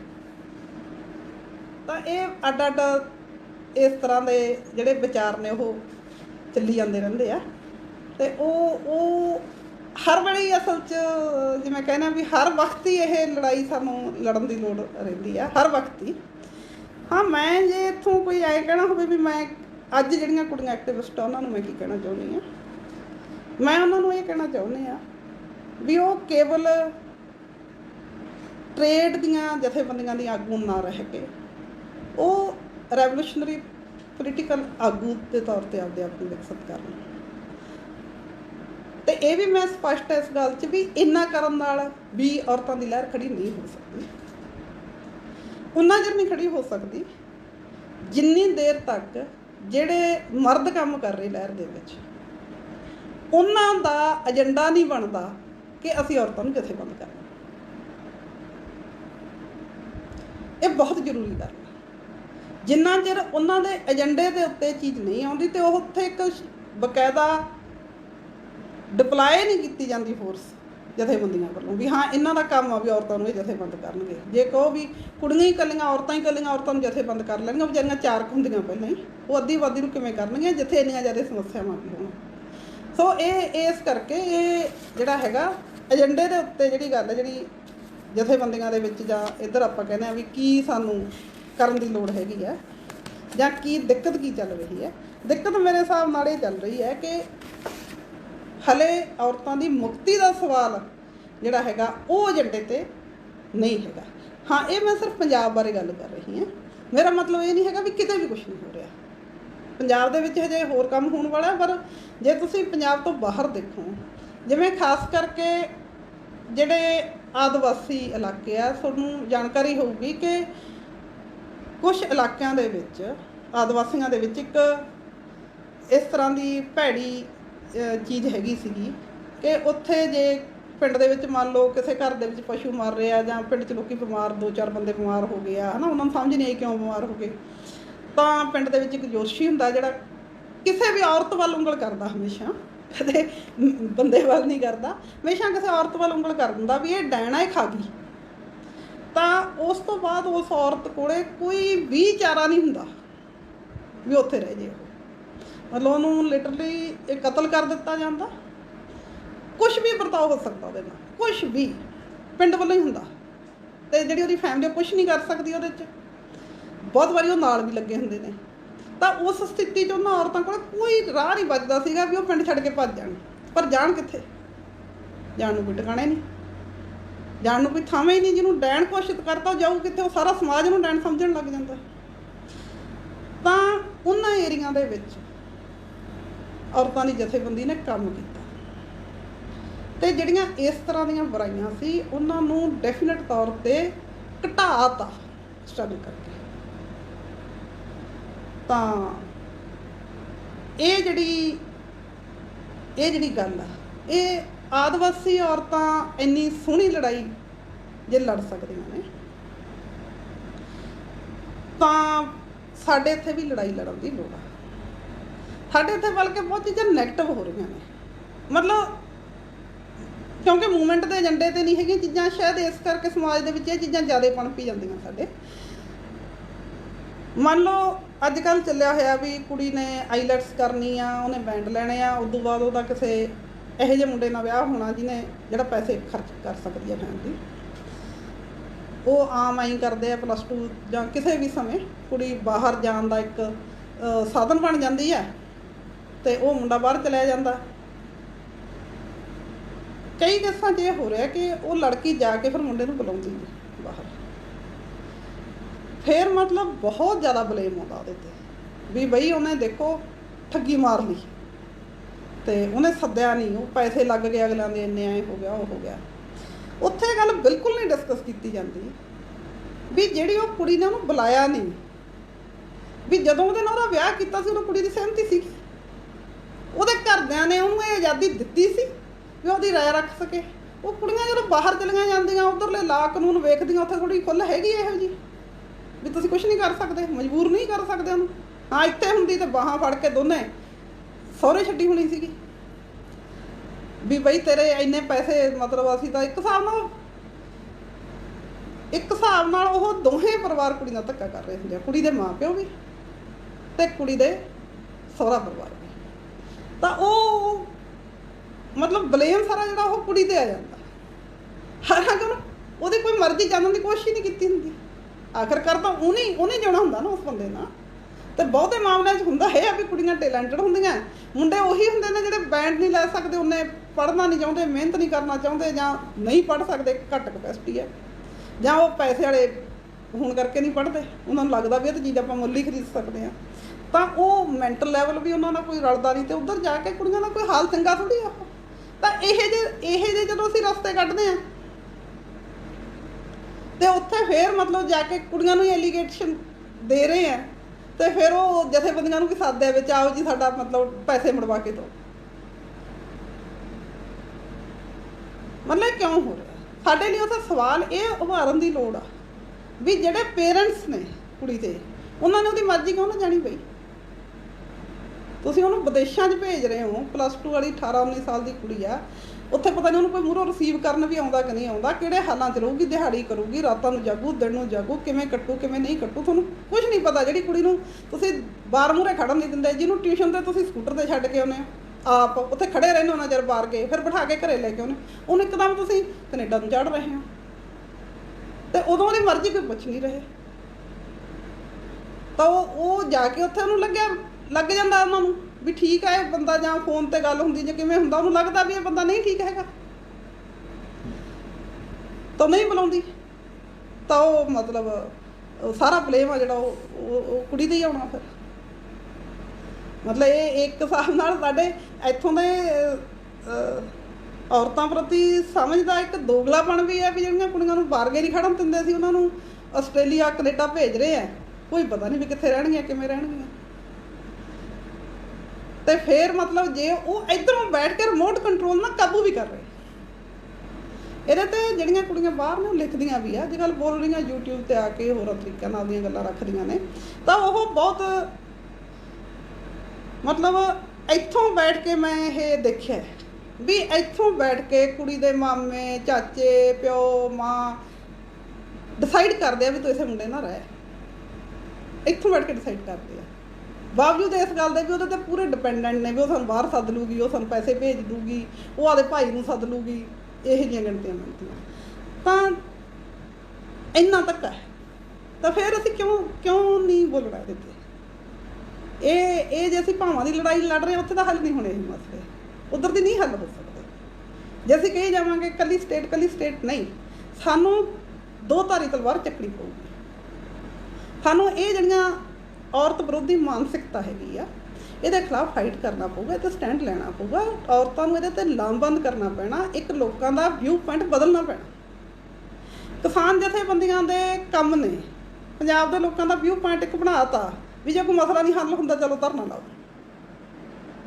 ਅਤੇ ਜੇ ਅਸੀਂ ਔਰਤਾਂ ਦੀ ਲਹਿਰ ਖੜੀ ਕਰਨ ਲੱਗ ਜਾਈਏ ਤਾਂ ਅਸੀਂ ਇਹ ਵਿਊ ਪੁਆਇੰਟ ਕਿਉਂ ਨਹੀਂ ਬਣਾ ਸਕਦੇ ਵੀ ਬਈ ਕੁੜੀ ਨੂੰ ਪੁੱਛੇ ਬਗੈਰ ਉਹਦਾ ਵਿਆਹ ਨਹੀਂ ਕਰਨਾ, ਜਾਂ ਉਹਨੂੰ ਮਤਲਬ ਜਿਹੜਾ ਹੈਗਾ ਵੀ ਉਹਨੂੰ ਜਨਮ ਲੈਣ ਦੇ ਅਧਿਕਾਰ ਤੋਂ ਵਾਂਝਾ ਨਹੀਂ ਕਰਨਾ।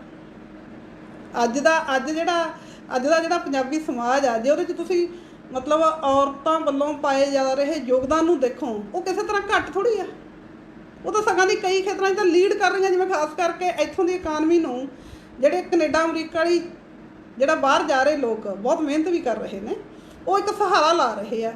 ਉਹਦੇ 'ਚ ਮਤਲਬ ਮੇਜਰ ਰੋਲ ਆ ਕੁੜੀਆਂ ਦਾ, ਉਹਨੂੰ ਰਿਕੋਗਨਾਈਜ਼ ਕਰਨਾ ਚਾਹੀਦਾ। ਉਹ ਸਾਡੇ ਇਕੱਲਾ ਇੰਨੇ ਕਹਿਣ ਨਾਲ ਤਾਂ ਸਰਨਾ ਨਹੀਂ ਵੀ ਬਾਹਰ ਨੂੰ ਤੁਰੇ ਜਾਂਦੇ ਆ, ਬਾਹਰ ਨੂੰ ਤੁਰੇ ਜਾਂਦੇ ਆ। ਰੋਕੋ, ਰੁਕਣਾ ਤਾਂ ਹੈ ਨਹੀਂ। ਇੱਥੇ ਕੰਮ ਨਹੀਂ ਹੈ ਤਾਂ ਲੋਕੀ ਜਾਣਗੇ ਜਿੱਥੇ ਕੰਮ ਆ। ਯੂਪੀ ਬਿਹਾਰ ਵਾਲਿਆਂ ਨੂੰ ਕੌਣ ਰੋਕ ਦੂਗਾ ਪੰਜਾਬ 'ਚ ਆਉਣ ਤੋਂ? ਅਤੇ ਪੰਜਾਬ ਵਾਲਿਆਂ ਨੂੰ ਕੋਈ ਨਹੀਂ ਰੋਕ ਸਕਦਾ ਕੈਨੇਡਾ ਜਾਣ ਤੋਂ, ਜਿੰਨੀ ਦੇਰ ਤੱਕ ਇੱਥੇ ਉਹਨਾਂ ਲਈ ਰੁਜ਼ਗਾਰ ਪੈਦਾ ਨਹੀਂ ਹੁੰਦੇ। ਤਾਂ ਇਹ ਜਿਹੜੇ ਮਾਮਲੇ ਨੇ, ਇਹਨਾਂ 'ਤੇ ਸਾਨੂੰ ਲੜਨ ਦੀ ਲੋੜ ਆ। ਇਹ ਏਜੰਡੇ 'ਤੇ ਹਲੇ ਉਸ ਤਰ੍ਹਾਂ ਹੈ ਨਹੀਂ, ਵੂਮਨ ਆਰਗੇਨਾਈਜੇਸ਼ਨ ਹੀ ਹੈ ਨਹੀਂ। ਅਸਲ 'ਚ ਤਾਂ ਗੱਲ ਇਹ ਹੈ, ਕਮੀ ਆ ਸਾਡੀ, ਇਹ ਵੀਕਨੈਸ ਹੈ।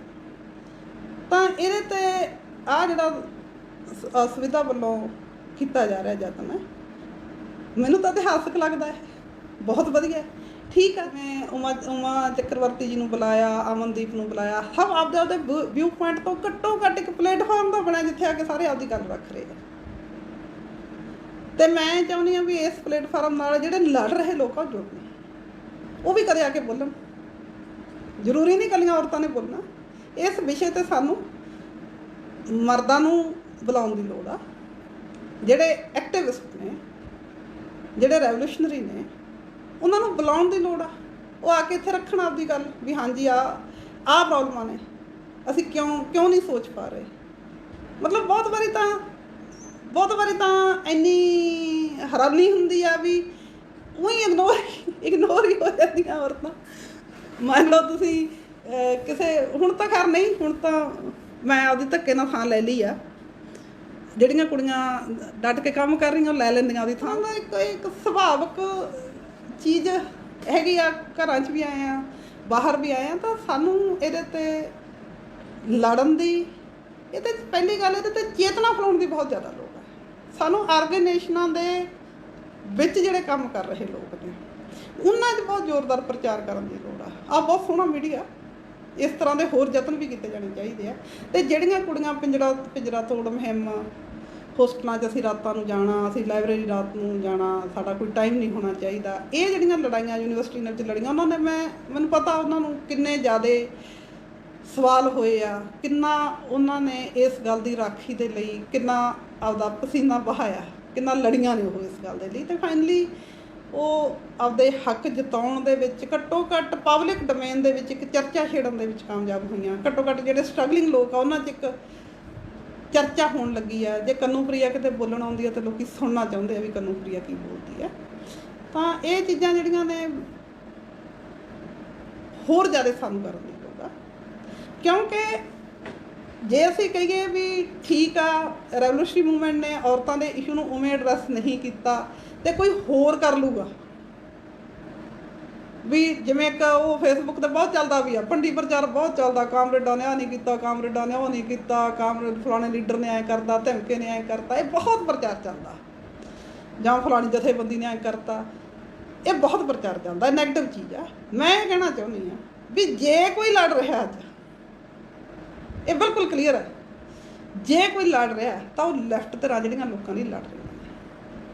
ਅਤੇ ਜੇ ਅਸੀਂ ਵੀ ਕੁਛ ਕਹਿਣਾ ਚਾਹੁੰਦੇ ਹਾਂ, ਜੇ ਅਸੀਂ ਐਂ ਸਮਝਦੇ ਹਾਂ ਵੀ ਸਮਾਜ ਦੇ ਵਿੱਚ ਇੱਥੇ ਕੋਈ ਤਬਦੀਲੀ ਦਾ ਵਾਹਕ ਬਣ ਸਕਦੇ ਆ, ਤਾਂ ਉਹ ਕਮਿਊਨਿਸਟ ਹੀ ਬਣ ਸਕਦੇ ਆ। ਉਦੋਂ ਬਗੈਰ ਹੋਰ ਫੋਰਸਾਂ ਨਹੀਂ ਅਗਵਾਈ ਕਰ ਸਕਦੀਆਂ। ਐਂ ਨਹੀਂ ਮੈਂ ਕਹਿ ਸਕਦੀ ਕਿ ਹੋਰ ਫੋਰਸਾਂ ਅਲਾਈ ਨਹੀਂ ਹੋ ਸਕਦੀਆਂ, ਅਲਾਈ ਹੋ ਸਕਦੀਆਂ, ਕਿਉਂਕਿ ਸਮਾਜ ਦੇ ਅੰਦਰ ਇਨਕਲਾਬ ਬਹੁਤ ਵੱਡੀ ਤਬਦੀਲੀ ਆਏ ਤਾਂ ਹੈ ਨਹੀਂ ਗਾ ਵੀ ਥੋੜ੍ਹੇ ਬੰਦੇ ਕਰ ਲੈਣਗੇ ਇਹਨੂੰ, ਕਿਉਂਕਿ ਅੱਡ ਅੱਡ ਫੋਰਸਿਸ ਨੇ ਜਿਨ੍ਹਾਂ ਦੇ ਹਿੱਤ ਇਨਕਲਾਬ ਨਾਲ ਜੁੜੇ ਹੋਏ ਆ। ਉਹ ਚਾਹੇ ਉਹ ਧਾਰਮਿਕ ਘੱਟ ਗਿਣਤੀਆਂ ਹੋਣ, ਉਹ ਚਾਹੇ ਦਲਿਤ ਹੋਣ, ਉਹ ਚਾਹੇ ਔਰਤਾਂ ਹੋਣ, ਜੋ ਵੀ ਸਾਰਾ ਸਮਾਜ ਹੈਗਾ, ਸਮਾਜ ਦੇ ਅੱਡ ਅੱਡ ਜਿਹੜੇ ਪੀੜਤ ਹਿੱਸੇ ਆ, ਉਹ ਸਾਰਿਆਂ ਦੀ ਲੋੜ ਆ ਕਿ ਸਮਾਜ ਦਾ ਜਮਹੂਰੀਕਰਨ ਹੋ ਜਾਵੇ, ਇੱਥੋਂ ਸਾਮਰਾਜਿਆਂ ਦੀ ਲੁੱਟ ਖਤਮ ਹੋ ਜਾਵੇ, ਇੱਥੋਂ ਜਾਗੀਰਦਾਰੀ ਦਾ ਜਿਹੜਾ ਜੋ ਵੀ ਇੱਥੇ ਪ੍ਰਬੰਧ ਆ ਉਹ ਖਤਮ ਹੋ ਜਾਵੇ। ਇੱਥੇ ਜੋ ਦਾਬਾ ਹੈ, ਜੋ ਲੁੱਟ ਹੈ, ਜੋ ਔਰਤਾਂ ਨਾਲ ਰੇਪ ਹੋ ਰਿਹਾ ਹੈ, ਜੋ ਧੱਕਾ ਹੋ ਰਿਹਾ, ਉਹ ਸਾਰਾ ਉਹਨਾਂ ਨੂੰ ਉਹ ਖਤਮ ਹੋ ਜਾਵੇ। ਇਹ ਚਾਹੁਣ ਵਾਲੀ ਤਾਂ ਇੱਥੇ ਬਹੁਤ ਵੱਡੀ ਗਿਣਤੀ ਆ। ਉਹ ਮਜ਼ਦੂਰ ਨੇ, ਕਿਸਾਨ ਨੇ, ਧਾਰਮਿਕ ਘੱਟ ਗਿਣਤੀਆਂ ਨੇ, ਔਰਤਾਂ ਨੇ, ਦਲਿਤ ਨੇ, ਆਦਿਵਾਸੀ ਨੇ, ਸਭ ਲੋਕ ਇਹ ਚਾਹੁੰਦੇ ਨੇ। ਤਾਂ ਇਹ ਜਿਹੜੀ ਲੜਾਈ ਹੈ, ਪਰ ਇਹਨੂੰ ਲੀਡ ਕੌਣ ਕਰੂਗਾ? ਲੀਡ ਉਹ ਕਰੂਗਾ ਜਿਹਦੇ ਕੋਲੇ ਸਭ ਤੋਂ ਜ਼ਿਆਦਾ ਸਾਇੰਟੀਫਿਕ ਵਿਚਾਰਧਾਰਾ ਹੈ ਤੇ ਜਿਹੜੇ ਕਹਿਣੀ ਤੇ ਕਰਨੀ ਦੇ ਪੂਰੇ ਆ। ਤਾਂ ਇਤਿਹਾਸ ਨੇ ਚੀਜ਼ ਦਿਖਾਈ ਹੈ ਦੁਨੀਆ ਦੇ। ਚੀਨ ਦਾ ਇਨਕਲਾਬ ਹੋਇਆ, ਰੂਸ ਦਾ ਇਨਕਲਾਬ ਹੋਇਆ, ਦੁਨੀਆ ਦੇ ਇੱਕ ਵਾਰੀ ਚੌਥੇ ਹਿੱਸੇ ਤੱਕ ਇਨਕਲਾਬ ਹੋ ਗਿਆ ਸੀ। ਤਾਂ ਆ ਕਰੋਨਾ ਦੇ ਸਮੇਂ 'ਚ ਅਸੀਂ ਦੇਖ ਸਕਦੇ ਹਾਂ ਜਿੱਥੇ ਇਨਕਲਾਬ ਬੈਕ ਗੇਅਰ ਵੀ ਲਾ ਗਏ, ਪਰ ਇਨਕਲਾਬ ਦੇ ਪੀਰੀਅਡ 'ਚ ਜਿਹੜਾ ਹੋਇਆ ਹੋਇਆ ਕੰਮ ਸੀਗਾ ਉਹਨੇ ਕਰੋਨਾ ਦੇ ਖਿਲਾਫ ਟੱਕਰ ਦਿੱਤੀ, ਅਮਰੀਕਾ ਰੁੜ ਗਿਆ। ਤਾਂ ਇਹ ਮਤਲਬ ਚੀਜ਼ਾਂ ਤਾਂ ਸਾਬਤ ਹੋ ਰਹੀਆਂ ਨੇ। ਸੋ ਜੇ ਕੋਈ ਇਸ ਸਵਾਲ ਨੂੰ ਐਡਰੈਸ ਹੋ ਸਕਦਾ ਤਾਂ ਬਿਲਕੁਲ ਉਹ ਲੈਫਟ ਮੂਵਮੈਂਟ ਹੀ ਹੋਏਗੀ। ਇਹ ਸਾਨੂੰ ਬਿਲਕੁਲ ਕਲੀਅਰ ਆ। ਜੇ ਸਾਡੀ ਕੋਈ ਸਟਰਗਲ ਆ ਉਹਨਾਂ ਨਾਲ,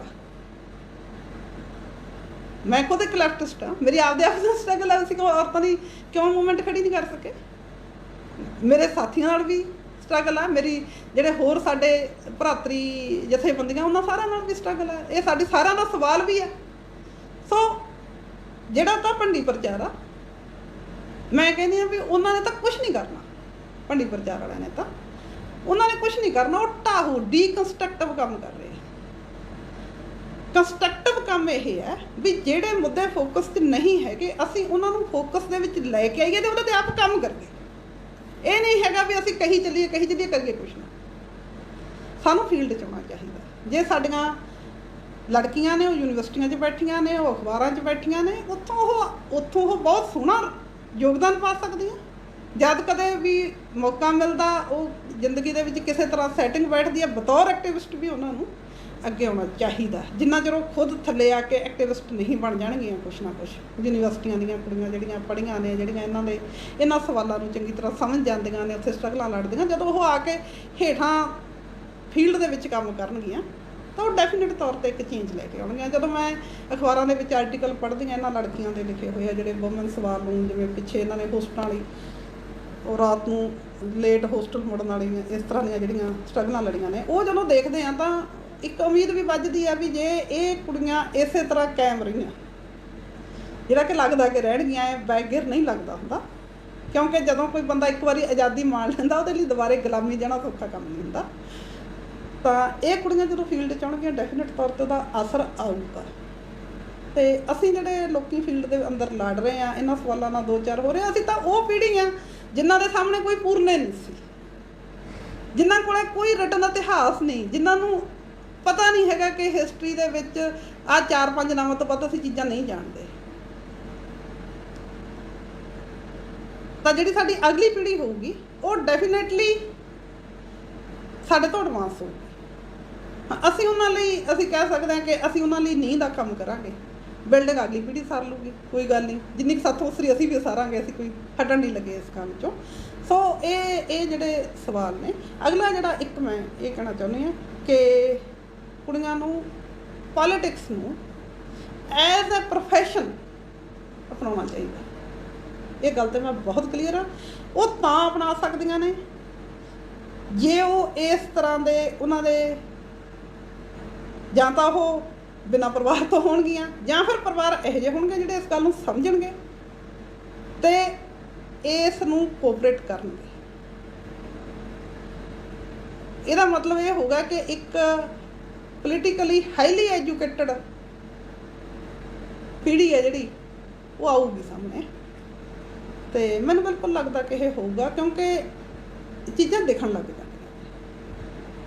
ਰਹੀਆਂ ਨੇ। ਹੁਣ ਸਾਨੂੰ ਦਿਖ ਰਹੀ ਹੈ ਸਮਾਜ ਦੇ ਅੰਦਰ ਡਿਸਸੈਟਿਸਫੈਕਸ਼ਨ ਦਿਖ ਰਹੀ ਹੈ।